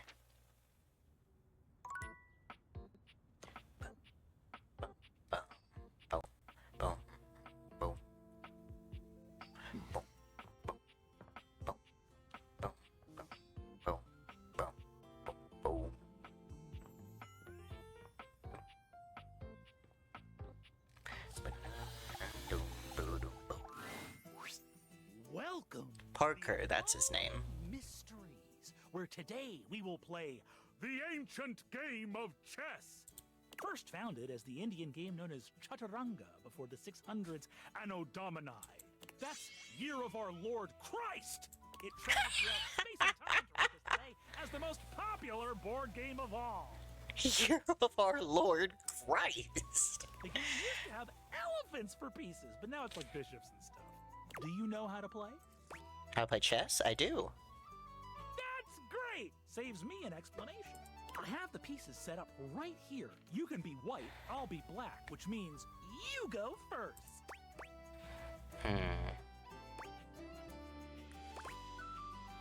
Play normally. This is the style of play that I would categorize as normal. But what if I attacked you, like so? Parker pushes his knight far out into the playing field, seemingly completely undefended. Ignore the knight. All right, so you didn't fall for my opening trap. I have more tricks. Parker plays chaotically, filling your position with wild sacrifices. One such sacrifice leaves a set of his pawns doubled up on the same file, one in front of the other. His tactic-filled play also leaves his king wide open, easy to attack. Focus on the doubled pawns. Quietly, simply, you begin to bring your pieces one after the other upon the pawns that are incapable of defending themselves. Ooh, that's not very nice. Parker puts his queen next to your king in a very threatening manner, maintaining eye contact with you all the while. He does not blink. Keep focusing on the doubled pawns. The single weak point of his pawns begins to crumble, and soon his entire position with it.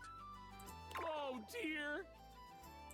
You begin to control more and more of the board as the ranks and files open up, and his king is quickly placed into a corner with only a single rook remaining on his side. Parker quietly moves his last rook just to the side of your queen. Go after his king. Oh, my last trick! Checkmate. Well done! I was not sure how chess was gonna go without seeing the pieces or the board. You bested me in the classic game, the Game of Kings. And for that, you earn a point towards my love. The ultimate reward. Nice. Still, I will see you next time for an ever so complex game with many of my beloved rules. Is it D&D? Or, sorry, G&G. Let's talk to Art. I am having so many feelings right now. On the one hand, this is the last piece, and how exciting that we have done so much good work on the gallery. And on the other hand, this is the last piece. And after this, I won't have such an easy reason to have you around and work with you. I almost don't know what to feel. I suppose I'll feel it all. That usually works. You go for it, Art. Feel all the things. All? Oh, you mean just the two things I delineated a moment ago? Of course. Whew. You had me scared there for a moment. I have many other feelings. Some not discovered yet by mankind. Like lust. This last one is a true modernist kick in the pants. I give you protest art in the style of the one and only Planksy. Yeah. It's so irreverent and bold. I do love it. Oh, oh, that's weird. What do you think? Let's get into it. Oh, for sure we're talking about this one. Oh, talk. Tell me things. I am so on board with art as a political tool. As am I. I mean, I am on board with art as the perfect solution to just about any situation, and politics are no exception. How do you find this piece to be political?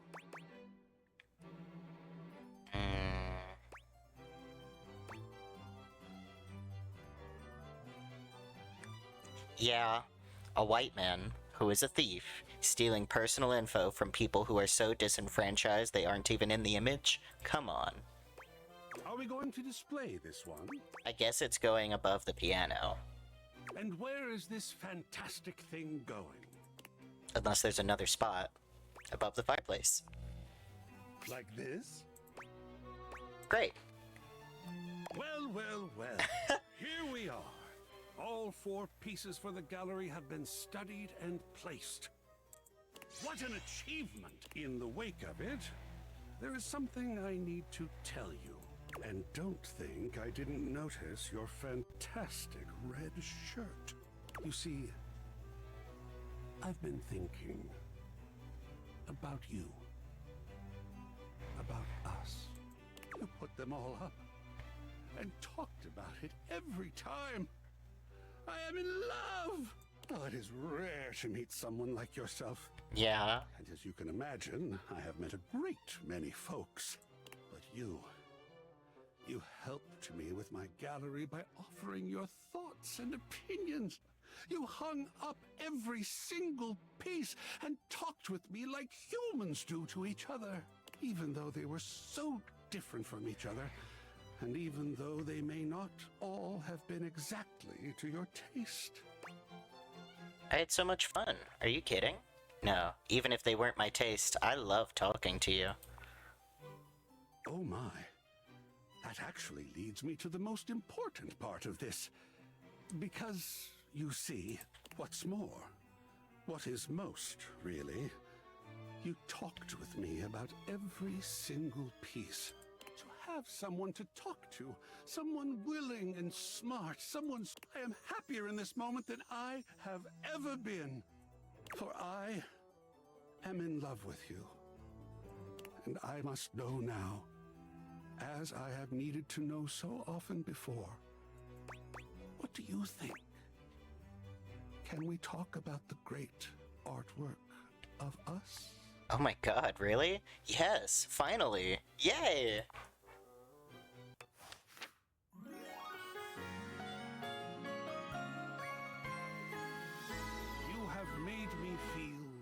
Seen. Got the fucking toes out.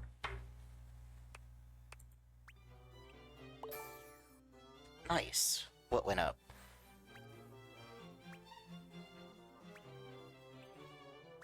I don't know what went up. Yeah, Horde. Hell yeah. Okay. Let's talk to the safe again. Sophia! You have returned. Well, choose your destiny. Chef and prep cook. Hurry! You're already 10 minutes late. Come in quick and get to your station. And wear this. Are you the new prep cook Carlo recommended? Prep cook, mistress? Ugh, it's just part of the scene. We're doing a roleplay scenario, remember? Just play along.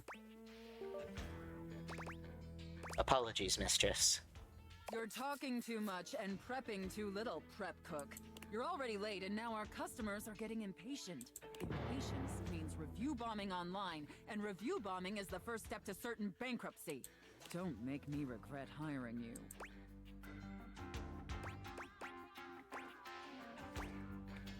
I'm sorry, mistress. You disgust me. Now stop your pathetic groveling and get to work. Because of your laziness and incompetence, we're already severely behind. The customers didn't even get their appetizers yet. Here, get to work kneading this dough, if you can even manage to do that right. Knead it real deep and hard. Do you understand me? Yep. Maybe I didn't make myself clear, worm. In my kitchen, I am the Alpha and the Omega. You exist to serve me unquestioningly and without hesitation. And at all times, you shall address your superior as yes, chef, and yes, chef alone. Do you think you can get that through your thick skull? Yes, chef. Better. Not great, but serviceable. Maybe we can mold you into an adequate prep cook yet. Now knead that dough. Knead it really, really deep. Harder, prep cook. I want to see the beads of sweat glistening on your anxious brow. Aye, aye, Captain. Yes, chef, I love kneading your bread. Very good, prep. Apparently you can follow orders when properly motivated. All right, enough with the bread. I need you to move on to preparing the main course, the turkey. Here, take this stuffing and push it deep inside the cavity. As deep as you can possibly go. Can my little prep cook manage that painfully simple task? Yes, chef. Well, what are you waiting for? Get to work! That's it, my little prep cook. Take that stuffing and shove it deep inside that turkey. So deep. Fill that turkey up with those steamy, moist breadcrumbs. Shove them as deep as you possibly can. Yes, chef. Now quickly, slide the bread and turkey inside the oven. But first, make sure the oven gets super hot. We need to make sure the food gets thoroughly cooked after all. How hot is the oven, prep cook? 425 degrees Fahrenheit. That is a very, very hot oven indeed. Good work, prep cook. Maybe you're not entirely a pitiful, worthless drag on this business after all. Thank you, chef. By the way, while you were toiling away on your pathetic excuse for dinner, I was busy creating one of my world-famous desserts. They're exquisite and delectable works of art, as I'm sure you're aware. Yes, chef. Now, normally, I wouldn't allow someone as insufferable as yourself this honor, and especially not on their first day. But since you took orders competently and proved yourself a serviceable addition to my team, I decided I want to give you a reward. I'd like that, chef. Your reward is to lick my spoon. Ugh, yes, ma'am. Lick it clean and tell me how thick and sweet my cake batter tastes. Oh, it's transcendent, chef. I know, isn't it? All right, that's enough. Now go clean the dishes. They're incredibly dirty, and frankly, so are you. I need you to scrub them of all their filth. Do you understand me? Scrub the filthy dishes like the pathetic, worthless worm you are. Yes, chef. And scene. I don't know about you, but that left me quite pleased. An adequate and serviceable job, my little wretch. Tell me, did you find it as satisfactory as I did? Absolutely. Thank you, mistress. It pleases your mistress to hear that. And considering you were not a total disappointment, I'd be interested in exploring another scenario with you. I look forward to experiencing your vain attempts to please me. Hell yeah. I got one more. So I suppose let's come in here, talk to Sayu. It was the yoga mat, right? Dunk is in the middle of a downward dog pose, showing off surprising flexibility for someone with a physique as rugged as his. When he sees you, he straightens up and waves, but not before you've gotten a good long look at him, in a rather compromising position. Hey, hey, there's my favorite new workout buddy. Ready to try some yoga? I love yoga. Oh man, yes! I love to hear that! Yoga is popular these days. Even now, you still got equipment like Chris, who thinks it's soft stuff for babies, and nothing could be further from the truth. But also, like, who cares if it's soft or not? Real strength comes from not caring about other people's opinions. We're gonna get our yoga on, and nobody's gonna tell us we can't. As if on cue, another household object appears in your periphery, perhaps to tell you you can't. What up, what up, what up? Dunk's normally unflappable smile grows slightly rigid. Ah, Shelly, hey, we were just about to... Do some yoga? Yeah, I heard. Shelley throws her muscled arms around the two of you, bringing you in for an uncomfortable group hug. She's squeezing far too tight, evidently unaware of just how strong she is. But like, why do yoga when you could lift? Do you know how good at hugging you can be when you lift? Dunk manages to free himself from Shelley's death grip. You feel his strong fingertips wedging between Shelley's arm and your shoulder. Lifting is good for your hug muscles, there's no doubt about that. But you gotta have a... Besides, yoga builds strength too. Dunk finally manages to pop you out of Shelley's grasp, but she seems entirely unbothered by your escape. Balance? Nah, bruh. You gotta grab life by the screws. You don't want our good pal here to miss out on the best in life because they were too busy bending over and staring at the floor. Shelly, my dude, respectfully, life ain't all about lifting. Shelley's mouth drops open, as though Dunk has just said something absolutely unthinkable. It might be a good time to intervene. Lifting's great, but it can't be all you do. Exactly. Lifting is great, but it's just part of the routine. How can you say that? How else are you gonna lift your friends up and carry all their burdens and make them a part of you until you push them away or you collapse under the strain of it all? Why, that's no way to live at all. Look, we all got our priorities. It's great that you want to do that for your friends. But what kind of world would this be if we all did Shelly's job? I'm not sure. This seems to break something in Shelley. She wanders away, muttering to herself. What if everyone did Shelly's job? So many muscles. Dunk exhales, placing his hands on his hips as he takes a moment to recenter himself. Calm. Okay, yoga time. So first of all, how do you feel about yoga? You ever do it before? I love yoga. Yes, love to hear that. All right, let's get into it. How about we start with a nice down dog pose? You mean like this? You bend down into a decent downward-facing dog pose, keeping your feet shoulder-width apart and placing your hands palms down on the mat ahead of you. Your body forms a graceful triangle shape. Dunk is elated to see your excellent posture. Grabbing my coffee so dingus don't drink it. Yeah, that's it. You're killing it.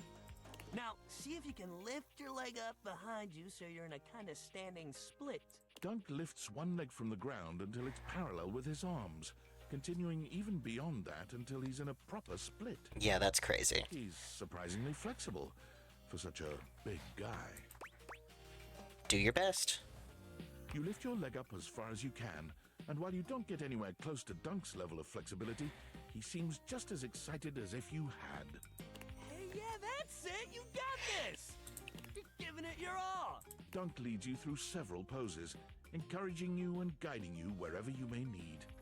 He's an excellent instructor, always considering your body's limitations as he takes you into your next position. Hell yeah.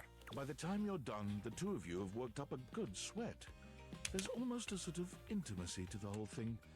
You can't really remember the last time you did something like this with someone else. This is great. You're doing real good. Why don't we cool down with a nice cross-leg sit here?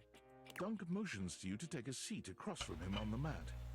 As you take your place on the floor, you find that for once, his boundless energy has simmered down just a bit. I see. You're awfully flexible for such a... No. How do you keep your energy up all the time? I don't. I get tired just like everybody else. Dunk grins at you, doing absolutely nothing to sell the point that he does run out of energy every now and again. We all gotta have rest days, even me. You never take a rest day? You end up like Shelly.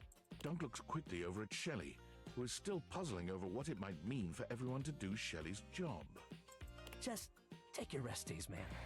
Dunk breathes in deeply, in and out, seeming to relax further for just a moment. And then he's clapping his hands together and back to his usual energetic self. Great workout today, man. Really, you killed it. Next time, we're gonna do some good old-fashioned sports. I'll even let you choose the ball. Oh boy, sounds fun. Hell yeah, that's the attitude.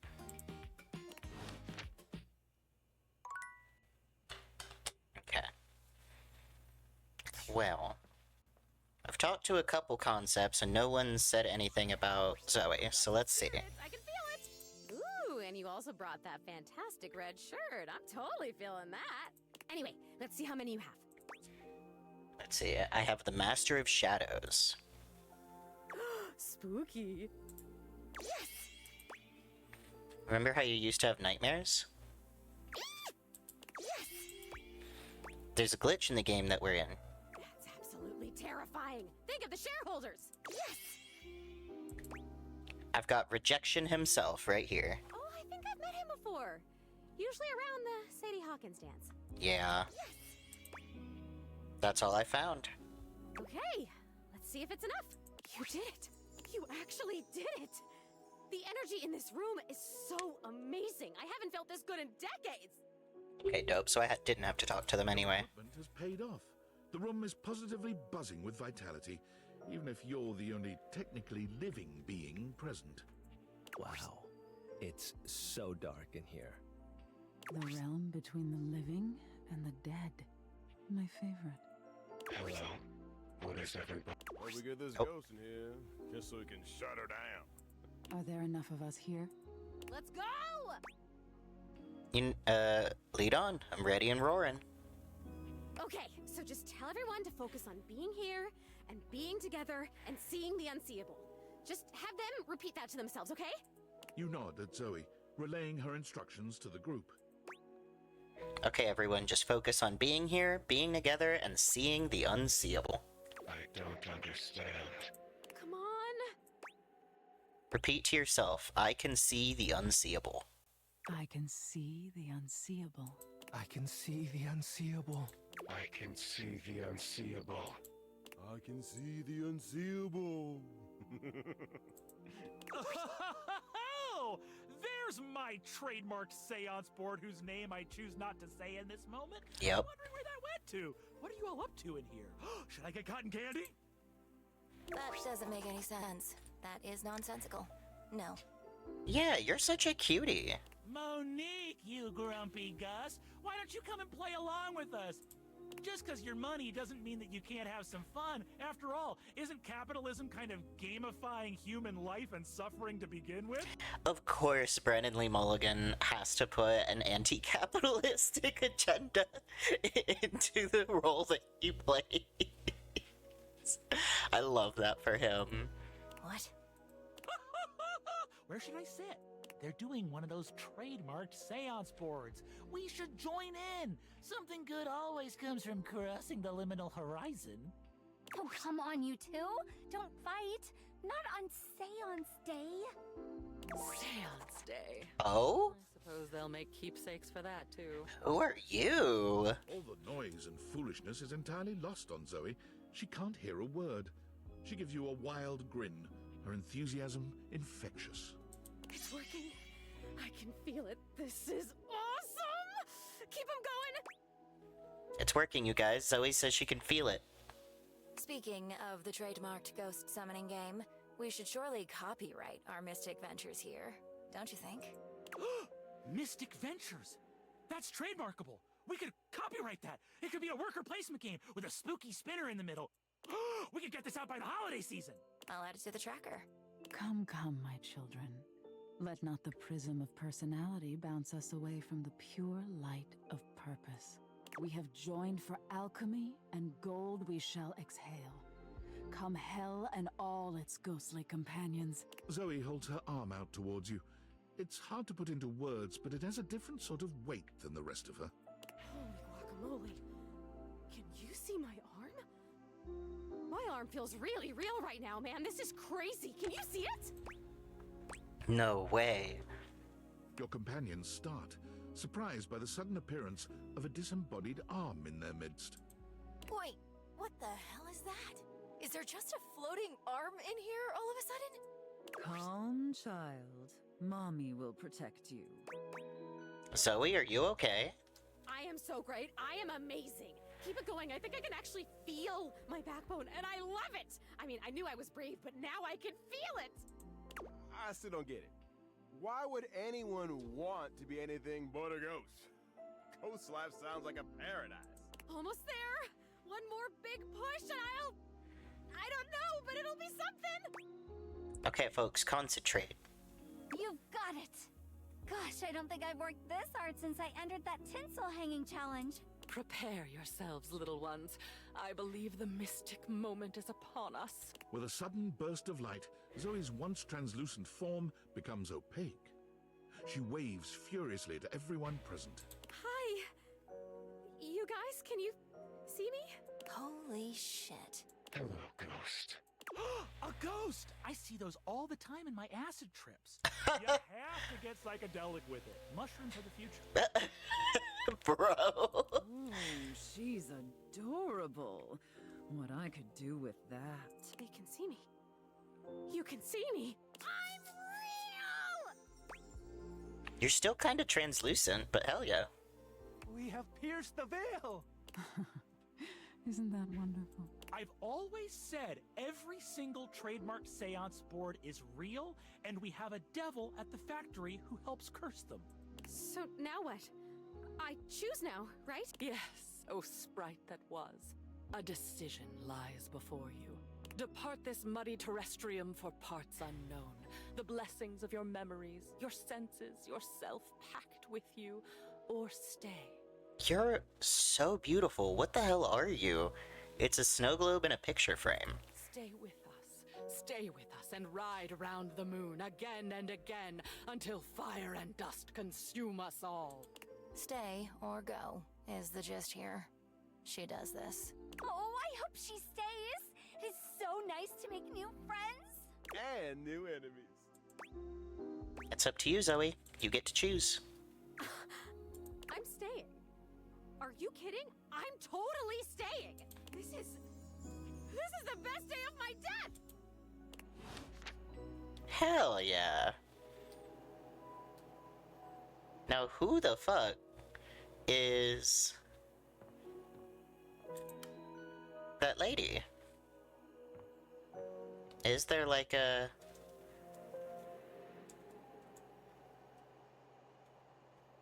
I can't jump. Is there like a picture frame? I mean, they're in boxes. Would this just be Bo? Your keepsakes. Maybe it's different? I don't know. We'll try it tomorrow. Oh my god. Oh my god. There we go.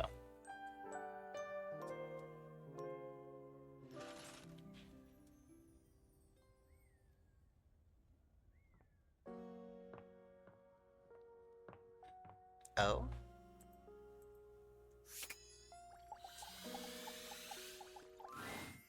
Zoe's usual excitement is tempered today, though she seems no less happy than she'd been after the seance. Just us again, huh? I'd know if there are other people here now because they can see me now and I can see them. And that is just... it's the best thing that's ever happened to me. You know, I can even hang out in other parts of the house now.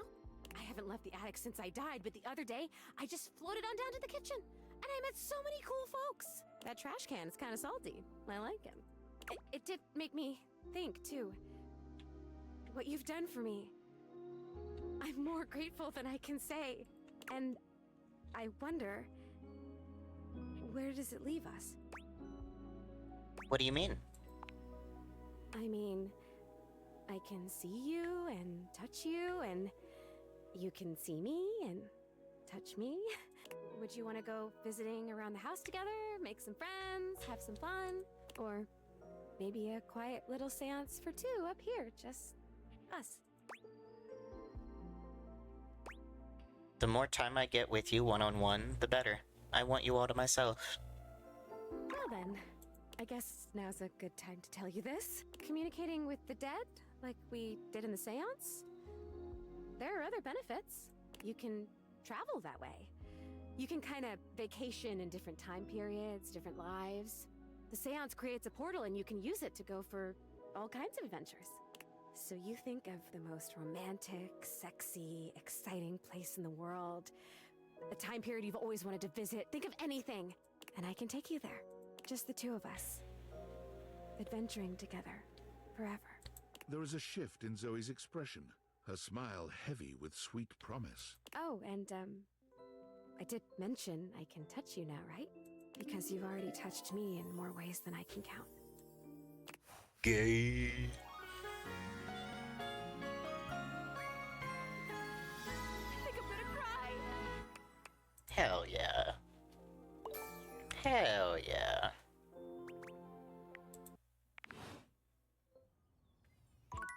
Now, are the keepsakes different? Because I honestly just assumed this was all gonna be Bo. A grounded dame with a gothic vibe regards you with an expression that's hard to read. She holds your forgotten, formerly trendy robot dog in her arms, petting him idly. Oh my goodness. Well, well. If it isn't the one who made me.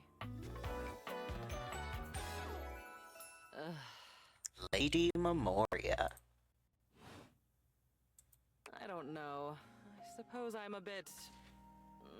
disappointed? For someone who's amassed such a varied and confusing collection of bits, you just look so... normal. I was hoping for a real Frankenbrine to go with all this preservation.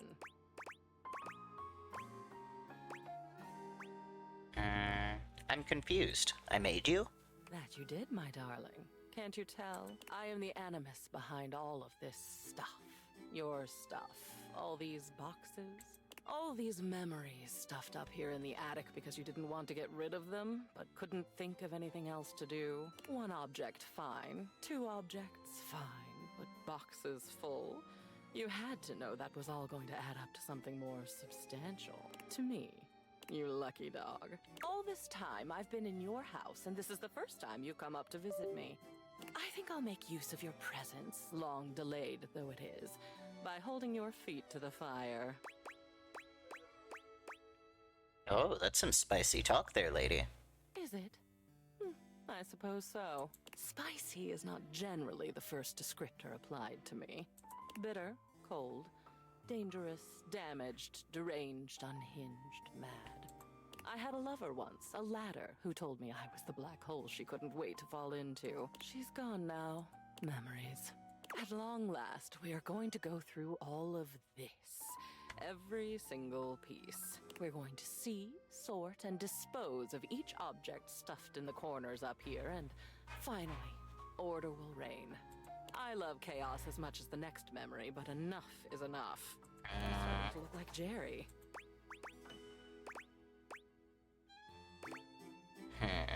But if I get rid of all this old stuff, won't I be getting rid of you too? Oh no. You're long past the point of no return with me.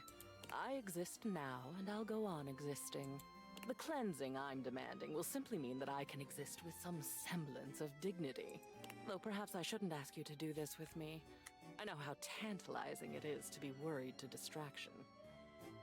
But no, needs must. We've established I won't die. Though, another time, that might be fun. Let's get on with it. I'm ready. Let's do it. The first of your tasks for me is to gather Cam and Art, so that we might proceed efficiently. Who is Cam?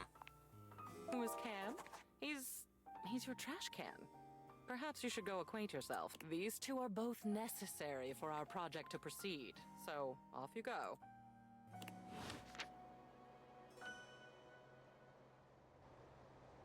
Hell yeah. I'm not sure how I would meet with the cash. Because presumably she's in the safe. So maybe I gotta befriend the safe first.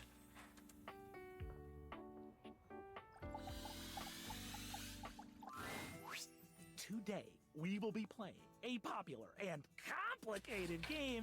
This is a game in the Eurogame tradition, one of resource allocation, worker, placement, and cooperation between players. Okay, is it Catan? It's based on the 20th century dairy wars between England, France, and Belgium, called Cream Capitalist. So it's not Monopoly. What is Cream Capitalist? We will both attempt to outproduce the cream that the other is attempting to make. Would you like to hear the rules? Sure. I'm so excited to speak for a very long time! Parker does indeed speak for a very long time, spending roughly 45 minutes going into excruciating detail about the different rules and sub-rules for each scenario, including the expansions which, as far as you can tell, aren't being used. I'll play as Belgium, which has a +3 bonus to currency exchange, which means you can be either England or France. Which will you choose? England. Huh, that's definitely a bad move. In the Cream Capitalist Championships, England is well known to be at a disadvantage because of the cow wandering exploit. Think of the exploit! Begin! Parker distributes the pieces, a 10-minute process. Hell yeah. You receive 5 cards with various types of cream-making machinery on them, 6 bulk cooling tank pieces, 24 cream maker worker pieces, a pasteurization token, and 8 or 9 things you can only describe as shapes. Think about the rules and begin to build a strategy. Though the rules are intricate, they are no match for your intellect and resource-mongering capabilities. I'll go first so you can see how a turn usually goes. It consists of 5 phases. Parker does a mathematical dance between placing workers, spawning new factories, and gathering new resources to then place again. Chits and chips fly through his fingers, and it serves to remind you just how well made the pieces really are. That's my turn. I'm prioritizing fermentation technology, the last step in the cream-making process. Now you go.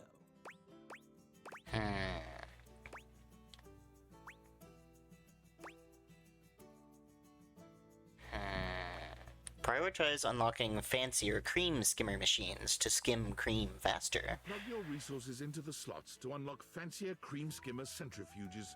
Soon, you'll be able to make cream faster than Parker. That's all right. I have more than enough workers for the fermentation process, which you will suffer from. The turn goes back to Parker, who spends 10 more minutes going through the 5 phases. I've invested in new technologies. Once my factories are complete, my process will be airtight. Making cream will be a dream.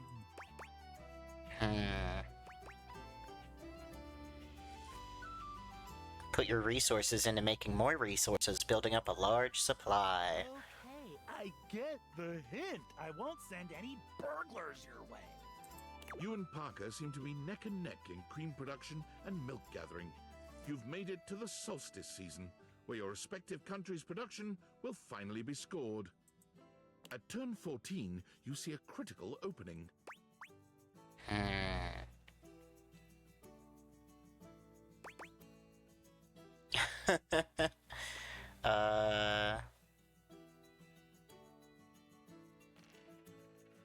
Oh, do I go all in? Do I go all in?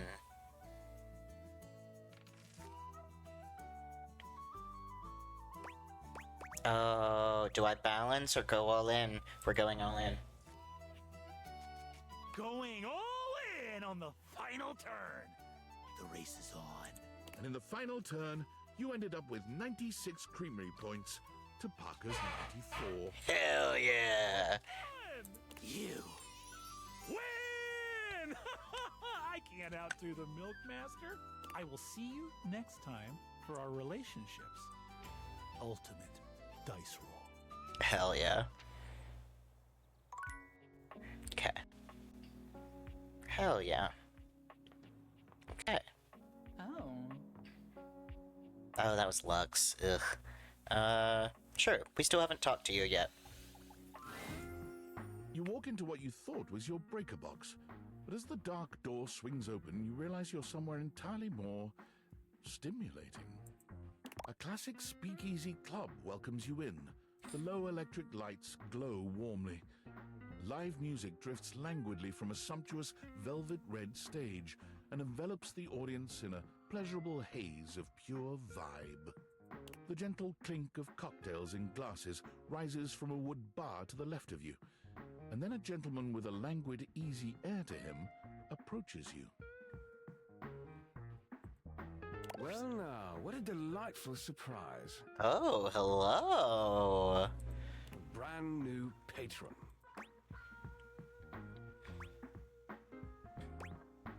New, I'm in here all the time. Or at least every time it rains in the Breakers trip. Are you sure you're not thinking of another closet? I'm certain this must be your first time. Trust me, I would never forget such a striking face. Striking, huh? Oh yes, distractingly so.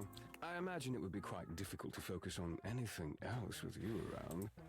Though, I can't say I mind. Why do I know this voice? Hang on. Oh, well, I don't even know his name. You have quite the reputation around the house. I'm eager to explore it for myself. But we're getting ahead of ourselves. Where are my manners? My name is Volt. Bolt. Yeah? He extends a hand towards you, a conduit of pure, dangerous sexual energy that charges the very air between you. Take Volt's hand. He lowers his head to brush his lips across the back of your hand. Was that a spark of static electricity you felt just now? It's a pleasure to officially make your acquaintance. Taking his eyes God, his for the first time, voice. Volt slips his arm around your waist and turns you slowly to take in the rest of the room. Welcome to the Breaker Box, the pinnacle of luxury and entertainment, and the most exclusive club in the house. Impressive, isn't it? Oh, God, his voice is so familiar. What do I know it from? It's not... The fuck? Hang on. There's more than one club in the house? Why would there be, when we have everything you could want right here? That sound, the flickering lights, it can only be a power fluctuation. Oh wow, that even happens here? What? Oh, that. Well, that was nothing, just a little surge. With this much energy coursing around, it's bound to happen from time to time. Volt. Oh?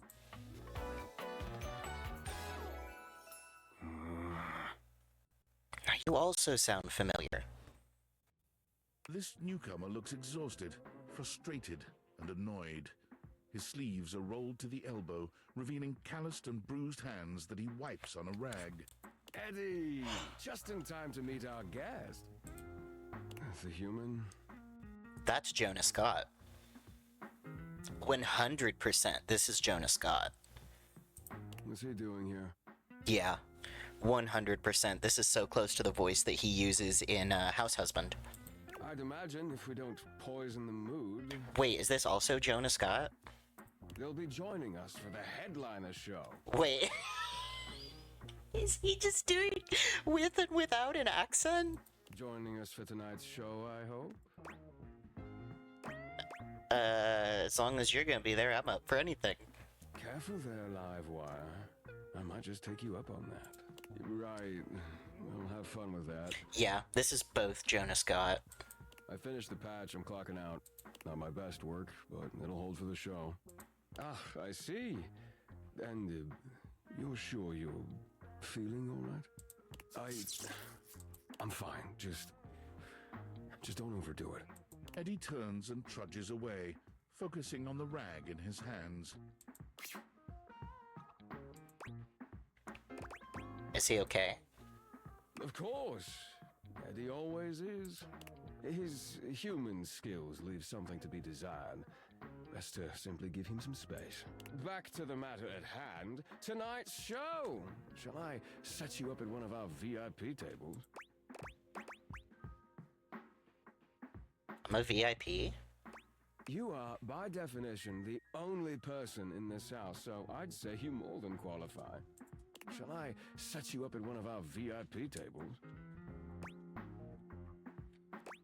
You sure you don't need to check on Eddie? Well, that's very thoughtful of you, but I assure you, what Eddie really needs is space. If you say so. Shall I set you up at one of our VIP... Okay, lead the way. With pleasure. With a wink, Volt hops nimbly up onto the stage. He was born for the spotlight. Good evening, you scofflaws and ducky watsits. Looks like Johnny Splash is going to be singing for us tonight. Be warned, patrons. I think that's the shower. Get wet. Whoa. Hi, everybody. I'm Johnny Splash. Yep. I got a song for you all tonight. One from the heart. And tonight it'll be a cappella, because my voice is the greatest instrument of them all. I keep a close watch on this shower of mine. I keep my forces free of stain and grind. I scrub the ground from the tiles between the lines. I be a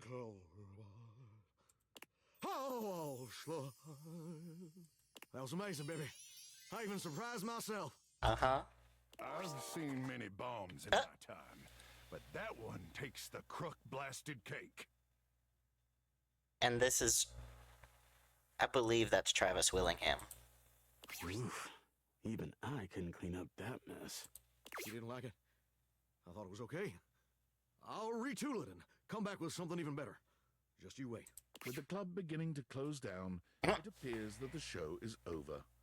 Patrons mill about, talking amongst themselves. You spot Eddie nursing a solitary cocktail at the bar. Volt is nowhere to be found. Things feel colder and quieter without his presence. Speak with Eddie. Show's over. Club's closed. I just wanted to check up on you. Yeah, I just wanted to check on you. What? Why? You seemed upset earlier. I wasn't. Happy? You can go now. Are you always this oblivious? Yeah, kinda. Then allow me to make it perfectly clear. Get out. Damn. Was that the last one? No, I've got one more. Yeah, Dunk. Where did he say he wanted to meet? I honestly don't remember. I don't know, let's look at what we got. Let's look at what we got.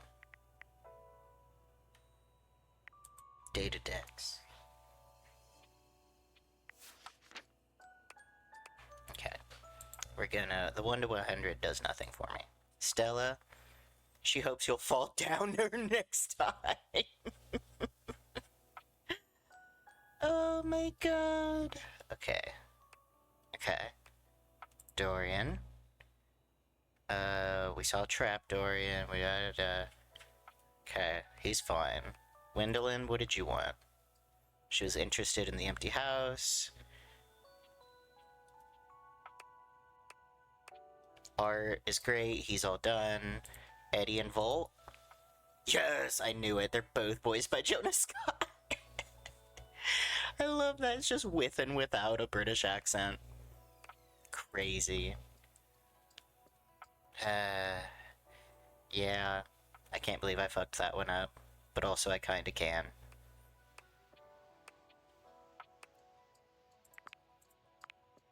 Nick Wolfhard. Shit. I did not know that.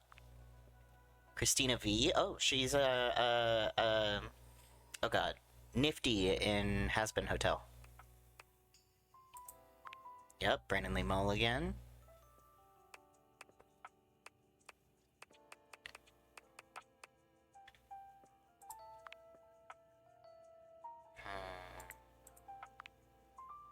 Hell yeah. Lady Memoria. Colleen Clinkerbeard, hell yeah. Holly is done. Zoe is done.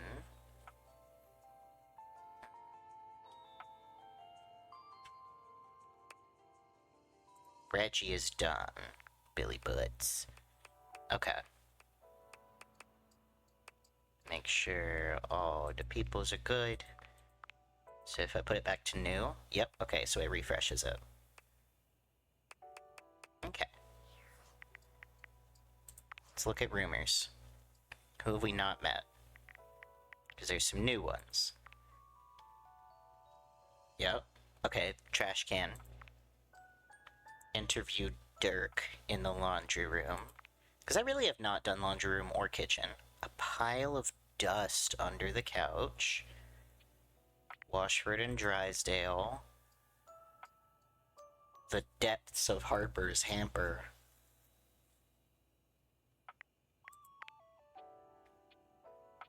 A junk drawer. I'm assuming that's Jerry, yeah.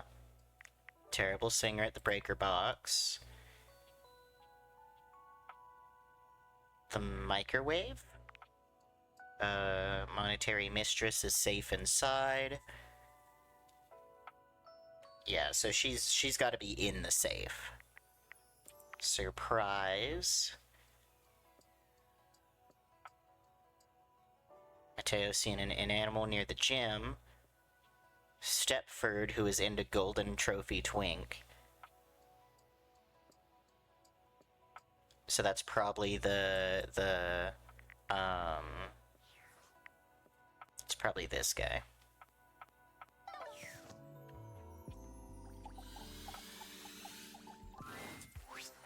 You're forced to crane your neck upwards as you try to take in the entirety of the blonde Viking towering over you. He stares down at you, cutting a truly intimidating figure. He says nothing for several minutes. You begin to wonder if perhaps your cross-trainer is broken.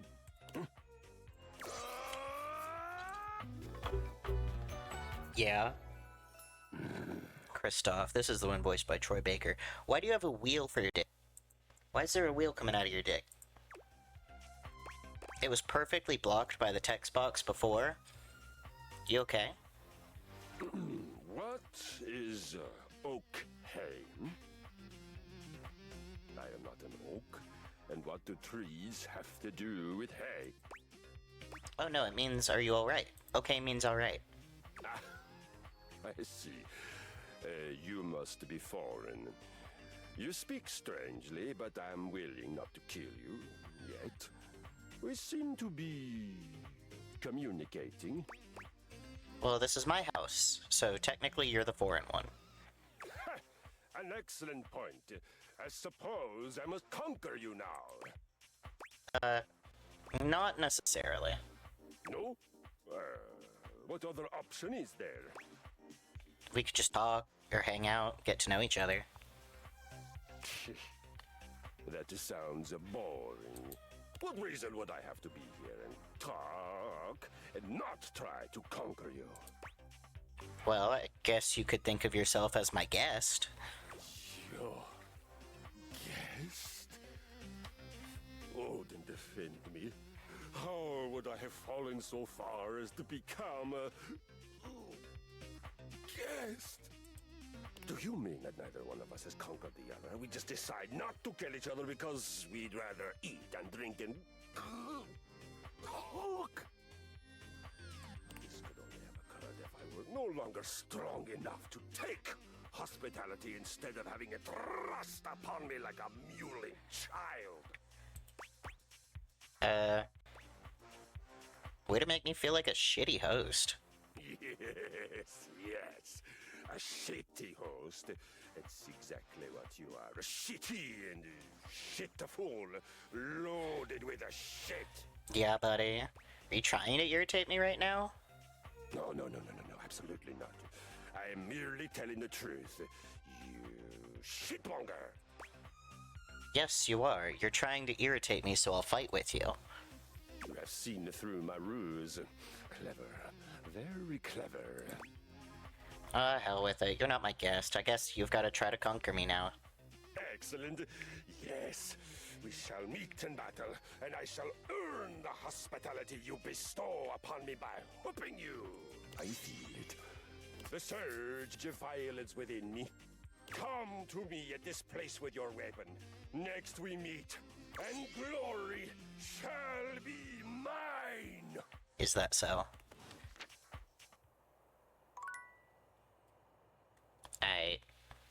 Sure, whatever, man.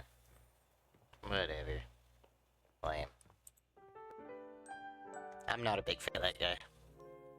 But that's okay. They can't all be winners.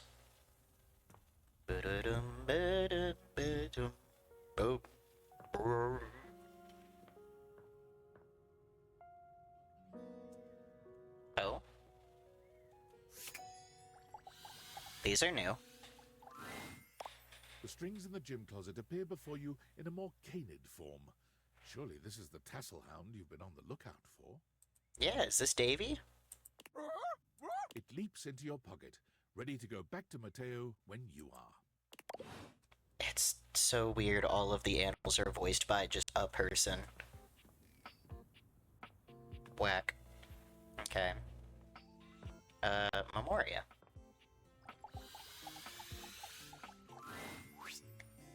And here you are. Your load looks a tad light, though, wouldn't you say? Oh. Let's not go talking about loads on the second date. I would search for your meaning, but no incentive exists that would make me. I recall clearly asking you to come back to me with 2 companions. Oh, yeah. As you'll know, isn't 1. And 2, most certainly, is not 0. Bring me the pallet. Alright, I'll be back. I don't know how I shall bear your absence. Hey, Art. I fucked up. Hello. How are we today? What are we feeling? How can the wide world of artistic expression help you? Memoria sent me, actually. We need your help in the attic. Ah, dear Memoria. Isn't she gothic? I am such a fan. Let's go. It appears that Art is interested in helping with Lady Memoria. Okay, we'll get Cam. But first, when in Wee Wowigan. You're here! Oh, we've had so many adventures together. So many fun games. Now, I'm so excited to find out my feelings for you. Are you ready to begin the process? Great. Oh, we need my good friend Chance for this. I can't believe you're doing this, dude. This is a terrible way to find out your relationships. It should be done through careful, well-thought-out story beats, excellent lore, and a good sense of closure. Yeah. Oh, I love my dice. I need it. It's part of the rules of my love. Fine. Here they are. Your relationship dice. They're beautiful, Chance. Yep. Okay, so I'm supposed to weight them depending on how you played your games together? Yes. The human gets extra love points for beating me, and extra hate points for cheating me. I never cheated you. I know. You're one of the good ones. But even so, there's always the possibility I could still hate you in the end. Roll it, Chance! Roll for our eternal ending together! Sure, dude. I've got the dice all done up like you wanted. He holds out the dice to you, presenting them just before your big roll. Okay, these odds are looking real good for love. It's... oh dear. Hate. It's hate. I knew it! Oh, I never should have trusted you! Dude, I'm not anything to you. Now you knit with the human! And what a tragedy, because he never cheated. I'm gonna go. Go! Leave us as we stew in our hatred. Damn. You've won my everlasting hatred. Well, now I'm sad, because I really liked him. I guess it really was random. I got played. Rip. Where is that music coming from?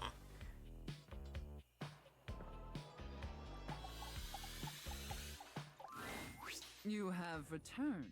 Well, choose your destiny. Girl, you sound bored. Santa and Elf. You, elf, come here. Ho, ho, ho. Yes, mistress. Mistress? I have no idea who this mistress is that you're referring to. My name is Santa Claus, which you, seeing as you are an elf, are obviously quite aware. So stop these absurd shenanigans immediately. We've got an enormous amount of work to do. Dress yourself. And the clock Yeah? is ticking. Yes, Santa. Very good, elf. Now, as you are well aware, it's Blissmas Eve. But in case you hadn't noticed, we're in crisis mode here at the workshop. Oh no, what happened, Santa? Unfortunately, our head chef, Tinselface, served some spoiled reindeer stew, and it's rendered our entire workforce incapacitated with horrific food poisoning. Whatever you do, stay away from the bathrooms. Now there's no one who can help finish preparations for Blissmas Eve. Oh no. Except you. How can I help, Santa? I'm going to be completely honest, Elf. You were not my first choice. There's a reason I didn't have you on the production line at all this year. You're sloppy, lazy, and generally incompetent. In fact, you're one of the worst elves who's ever worked for this organization. Just a total embarrassment to the entire North Pole. If there was anyone else who could save Blissmas, I would call them. But there's not. It's up to you. Do you understand? I understand, Santa. Good. All right. First, let's take a look at your workstation. Dear God, this is where you work? This is a sty. Moldy gingerbread houses, half-eaten candy canes? I've never seen such a nasty, unkempt, unprofessional workspace. You are beyond disgusting, and you should be deeply ashamed of yourself. Tell me how ashamed you are, Elf, or you're fired. Deeply ashamed, Santa. You're absolutely right, Santa.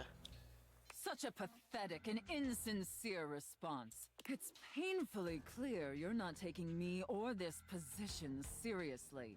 And you're insulting every hard-working elf that does. You must be punished for this insolence. Here, take this old, gross, half-eaten candy cane and lick it until there's nothing left. Please reconsider, Santa. Enough backtalk. Lick the candy cane. Lick it, elf. Anything to please Santa. I'm telling OSHA. Very good. You may be pathetically incompetent as an employee, but watching you lick that candy cane pleases Santa greatly. Thank you, Santa. In fact, it's awakening an overwhelming hunger Santa hasn't felt in many Blissmases. A deep, powerful burning. Like a fire flickering across Santa's dewy skin and... Great ghost of Blissmas present, is that really the time? We're even further behind schedule than I feared. Quickly, Elf. I need you to finish building the wooden toys immediately. You like toys, don't you, Elf? Very much so, Santa. I knew you would. Now quickly, grab your hammer and nails and get to work. That's it, Elf. Nail that wood. Nail that hard, hard wood, you pathetic, worthless elf. Harder! Yes! Just like that! Oh! Ma'am. Yes! Yes! Ma'am. Looks like I may have underestimated you, elf. Maybe I should have skipped this one for Twitch. Thank you, Santa. No, thank you, elf. Santa is very, very pleased with you. But enough chit-chat. There's still much we need to do before delivery. Now take the wooden toys over to the gift wrap station. They need to be properly wrapped before they can be distributed. Quickly! Yes, Santa. Right away, Santa. Now wrap the presents using this silk ribbon. Tie them up tight. Real tight. I want them tied so tightly that they're losing circulation. Do you get me, elf? Absolutely, Santa. That's it, elf. Tie them up real tight. Do you feel that, elf?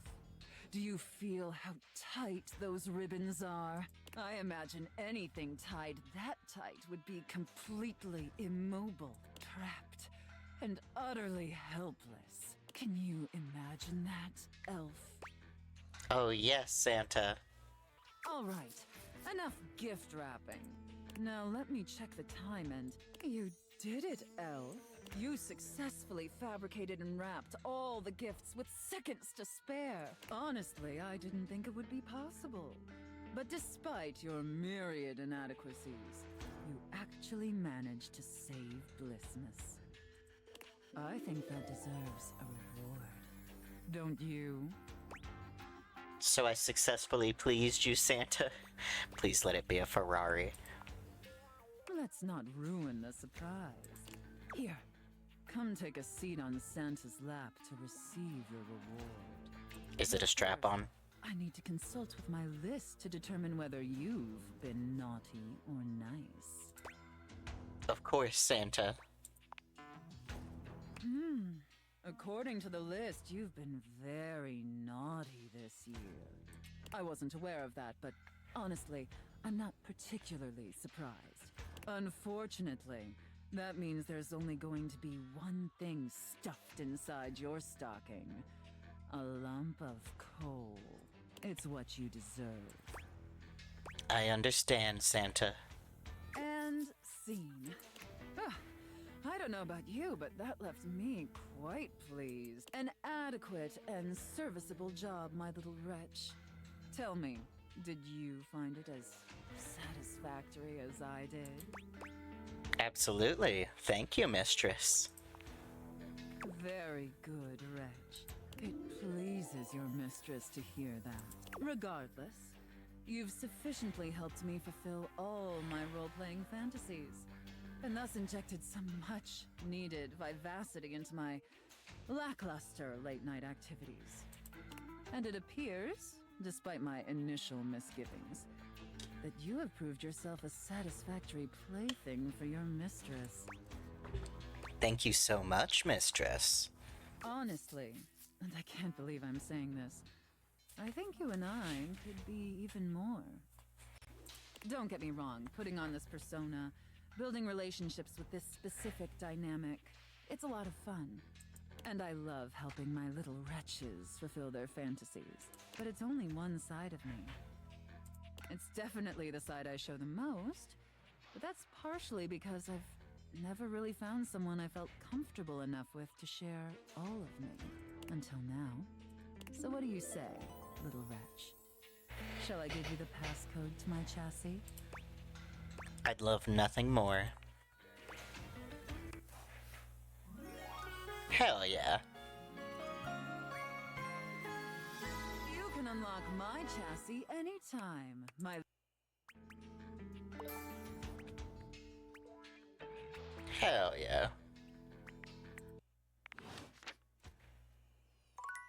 Wait, so can I actually open you now? Oh, I can.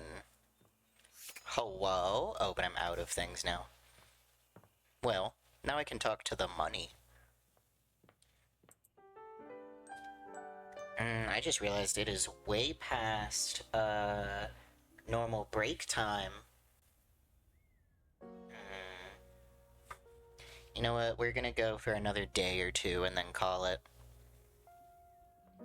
Because I normally stream for 3 hours. It's showing we're at 2:37 right now. Hell yeah. Money! Sophia's gaze is normally fairly stern, but the look she gives you now is downright intimidating. Take care of her, wretch. You've got it, mistress. She is a predictable sort. Sheltered. You would do well to treat her with more of the same. With Sophia gone, you finally have a chance to get a proper look at your money. And to your surprise, it seems that she's evaluating you just the same way. She's beautiful, but she has her own sort of intimidating air. The way Sophia protects her, you'd expect her to be a meek little thing, but she has the air of an accountant preparing to lecture you about your irresponsible spending. I love that her tablet is an NFC chip. Huh. Hello. Uh-oh. How much do you need? Nice to meet you. There's no time for pleasantries if you have come to me. How bad is it? What is the financial crisis? Were you recently laid off? Any bills with accruing interest left unpaid? Did you overextend monetary aid to a relative, friend, or an unpromising lover? I was kind of replaced by AI, but I think I'm okay for a while at least. Troubling. Duly noted. Then why are you here? I just wanted to introduce myself. Your name? It's Basil. Interesting. Duly noted. I am Monique. As you already know, I am responsible for saving you when you screw up. I love this leather getup. I love that it's a wallet. Very nice. I love Refrain from speaking to me unless you are in dire need of accessing your emergency funds. that the stitching is huge because of the scale. I like the idea that she's like Tinkerbell sized. Can we just hang out? No, I am busy. As I sit here in my safe, my value remains unchanged, save for the rigors of inflation. Oh, okay. You sound like you know what you're talking about. I do. I am money. Money talks. I will talk more now. I am now stating that any advice and counsel from me is of my own opinion and not of a professional's. Now, to proceed with your question. Depending on your lifestyle and goals, adjust your personal spending to a minimum. Let's say about 10% or less of your paycheck. Then after paying the necessities like rent and utilities, see what remains and save accordingly. Also, get fewer home deliveries. The extra fees add up to a substantial amount. It's true. You can find more in this simple budget spreadsheet I've put together. I must go now. Goodbye.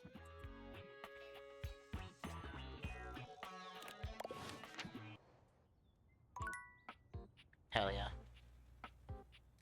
Well, I'm sad that Parker hates us.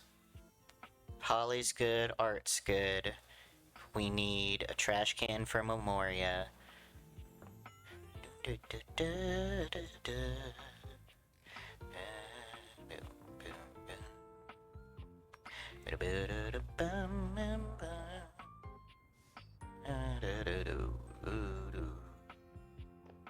You know what? Let's come in here, because there's less people in here. Actually, no. We're taking Davy to Mateo because we finally found him, and that's a thing that's been going on for a minute. Mateo, I found your dog. Mateo has been searching for so long you've nearly given up hope. But then... Davy! Davy leaps into Mateo's arms, and the two enjoy a touching reunion. That's a different dog. Oh, Davy, you're back! You had us all worried. What's gotten into you, huh, bud? Taking off like that. That's a completely different dog. I can't believe you found him. It's more like he found me. You did a good job leading us to those strays, Davy. Very clever. Is that what this was all about? You've been out trying to be a rescue hound all by yourself? Ruff, ruff, ruff. I'm guessing he had another friend with him when you found him? Yeah. He did. Looked like he was protecting them. They were trapped and you didn't want to leave them behind. You really are a rescue hound. Got you. I thought the other dog was Davy. That's my good boy. All right, let's take a look at your new friend, huh? See what kind of shape they're in. Hey, little guy, come on out.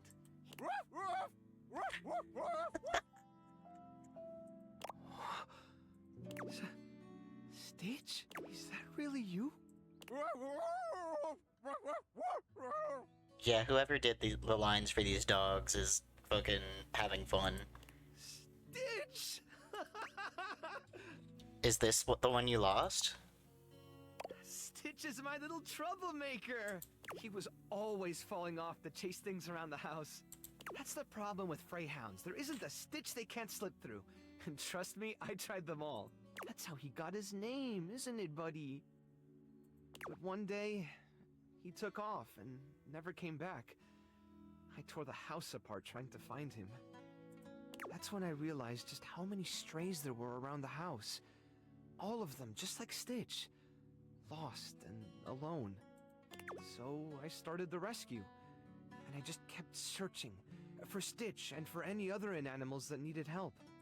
When Davy disappeared, I thought it was happening all over again.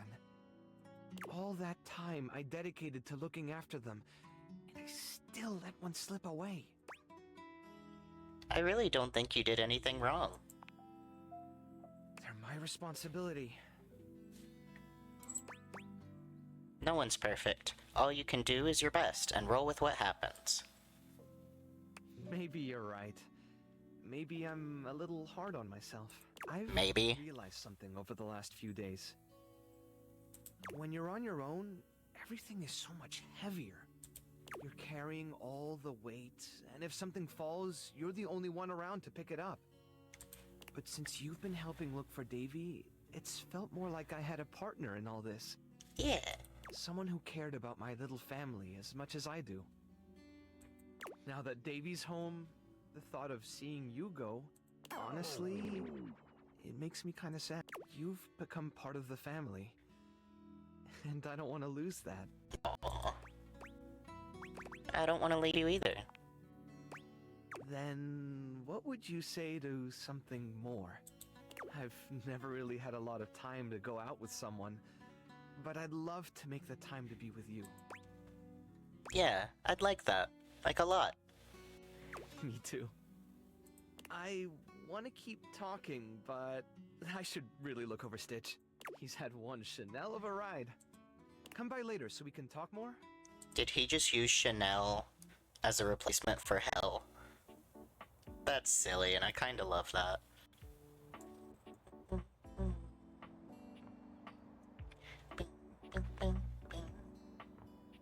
So, a dust mite under the couch. Well, this is me crouching.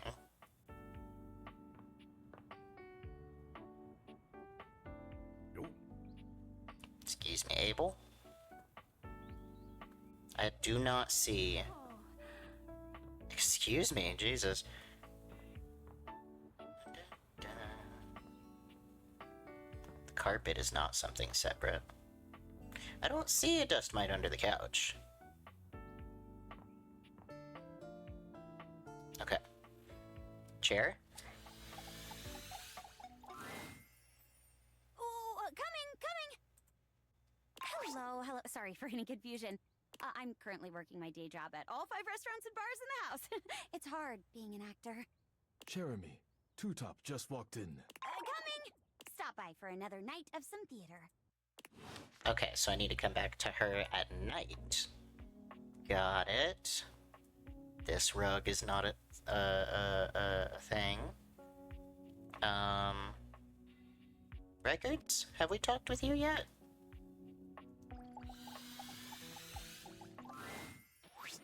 The beautiful flapper you see before you... No, I don't think we have. ...stark contrast to the strange music that plays when you turn on your record player. Where she seems sweet with an old-world sort of beauty, the music she plays is all kinds of wrong. It skips and goes from too fast to too slow. She dances to it all the same, swinging her arms and legs in time to the herky-jerky rhythm of some... Well, don't just stand there like a wet blanket.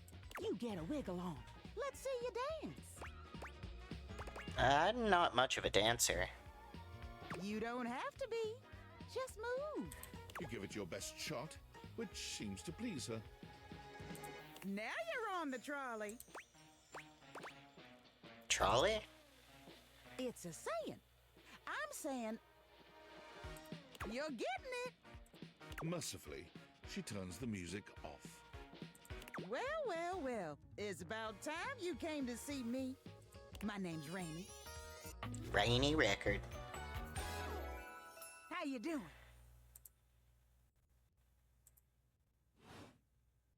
I've been waiting for you to come over and see me sometime. You've been all over this house, but you never come my way. Because everyone that buys a record player forgets about it unless they're really into records. I didn't even know you still worked, honestly. Of course I still work. I might be an antique, but there's still plenty of life in this old record player. Well, anyway, it is so great to see a new face around here. Even nobody ever seems to want to hang out anymore. I can't imagine why. I used to be the belle of the ball. Everyone was so happy to see me at a party. Now it's always just me and my records.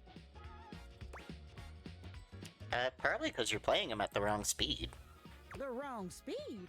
You spifflicated or something? I don't know what the fuck spifflicated means, but probably. It's just fine. Well, whatever. I'm gonna keep the party going here. Feel free to stick around, if you can keep up. Oh, is that so? Otherwise, you can beat it. This beat... Rainy's frenetic, high-pitched record is too much for most anyone to keep up with. You decide to check in with her another time. Whack.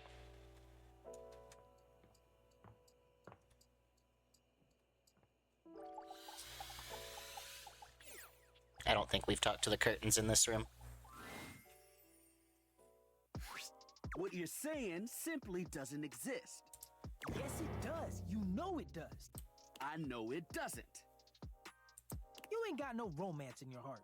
I'm full of romance. I'm just realistic. What's Rod going on about? Go on. Say it out loud.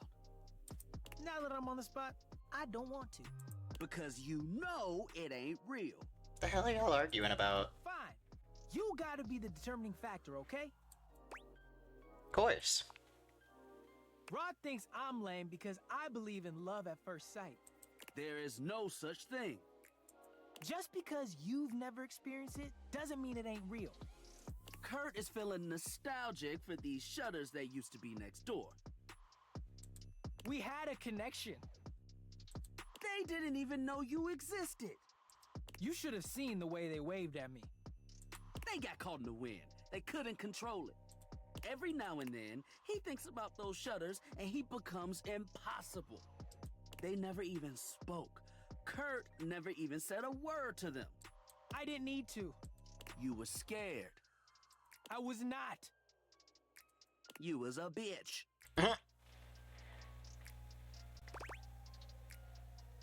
Scared little Curdy wordy. I wasn't scared, just like, not super brave about it. I wasn't scared, just not brave. Duh. I mean, could I do a long-distance relationship? I don't know if I was ready for that. Given the circumstances, you would have seen them every day. But not at night. Imagine not being able to see your love every night. Sounds like it wasn't gonna work out anyway. I can't just move on. You can't control your heart. And when they didn't survive the remodel. Oh no. I can't. I just missed them so much. Yeah, buddy. Is Kurt okay? This is where he cries. As if on cue, Kurt bursts into tears. I gave the house so much character. Yeah. I know, buddy. They should bring them back. He's gonna be like this for a while. You won't want to be here for it. We'll see you around. They were so cute. It's okay, Kurt. It's okay. Damn. Me too, buddy. Well, I think we might call it there for today. It's after 1. We're gonna call it. Let me get a stretch. Check on the cats. See how everybody's doing. I think Dingus probably passed the fuck out. But yeah. I hope everyone has a lovely rest of your day. And I will be here again tomorrow. I'm unsure if I'm gonna play More Day Everything, or if I would like to try a different game.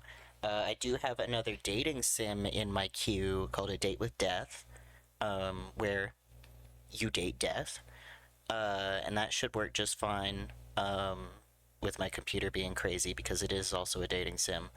And there's another shop simulator that I would love to play called Fix Fox. But I'm gonna have to test it out today, see how it will run while I'm streaming, just to be sure it's gonna be Gucci. Until then, I will see you tomorrow. Bye-bye.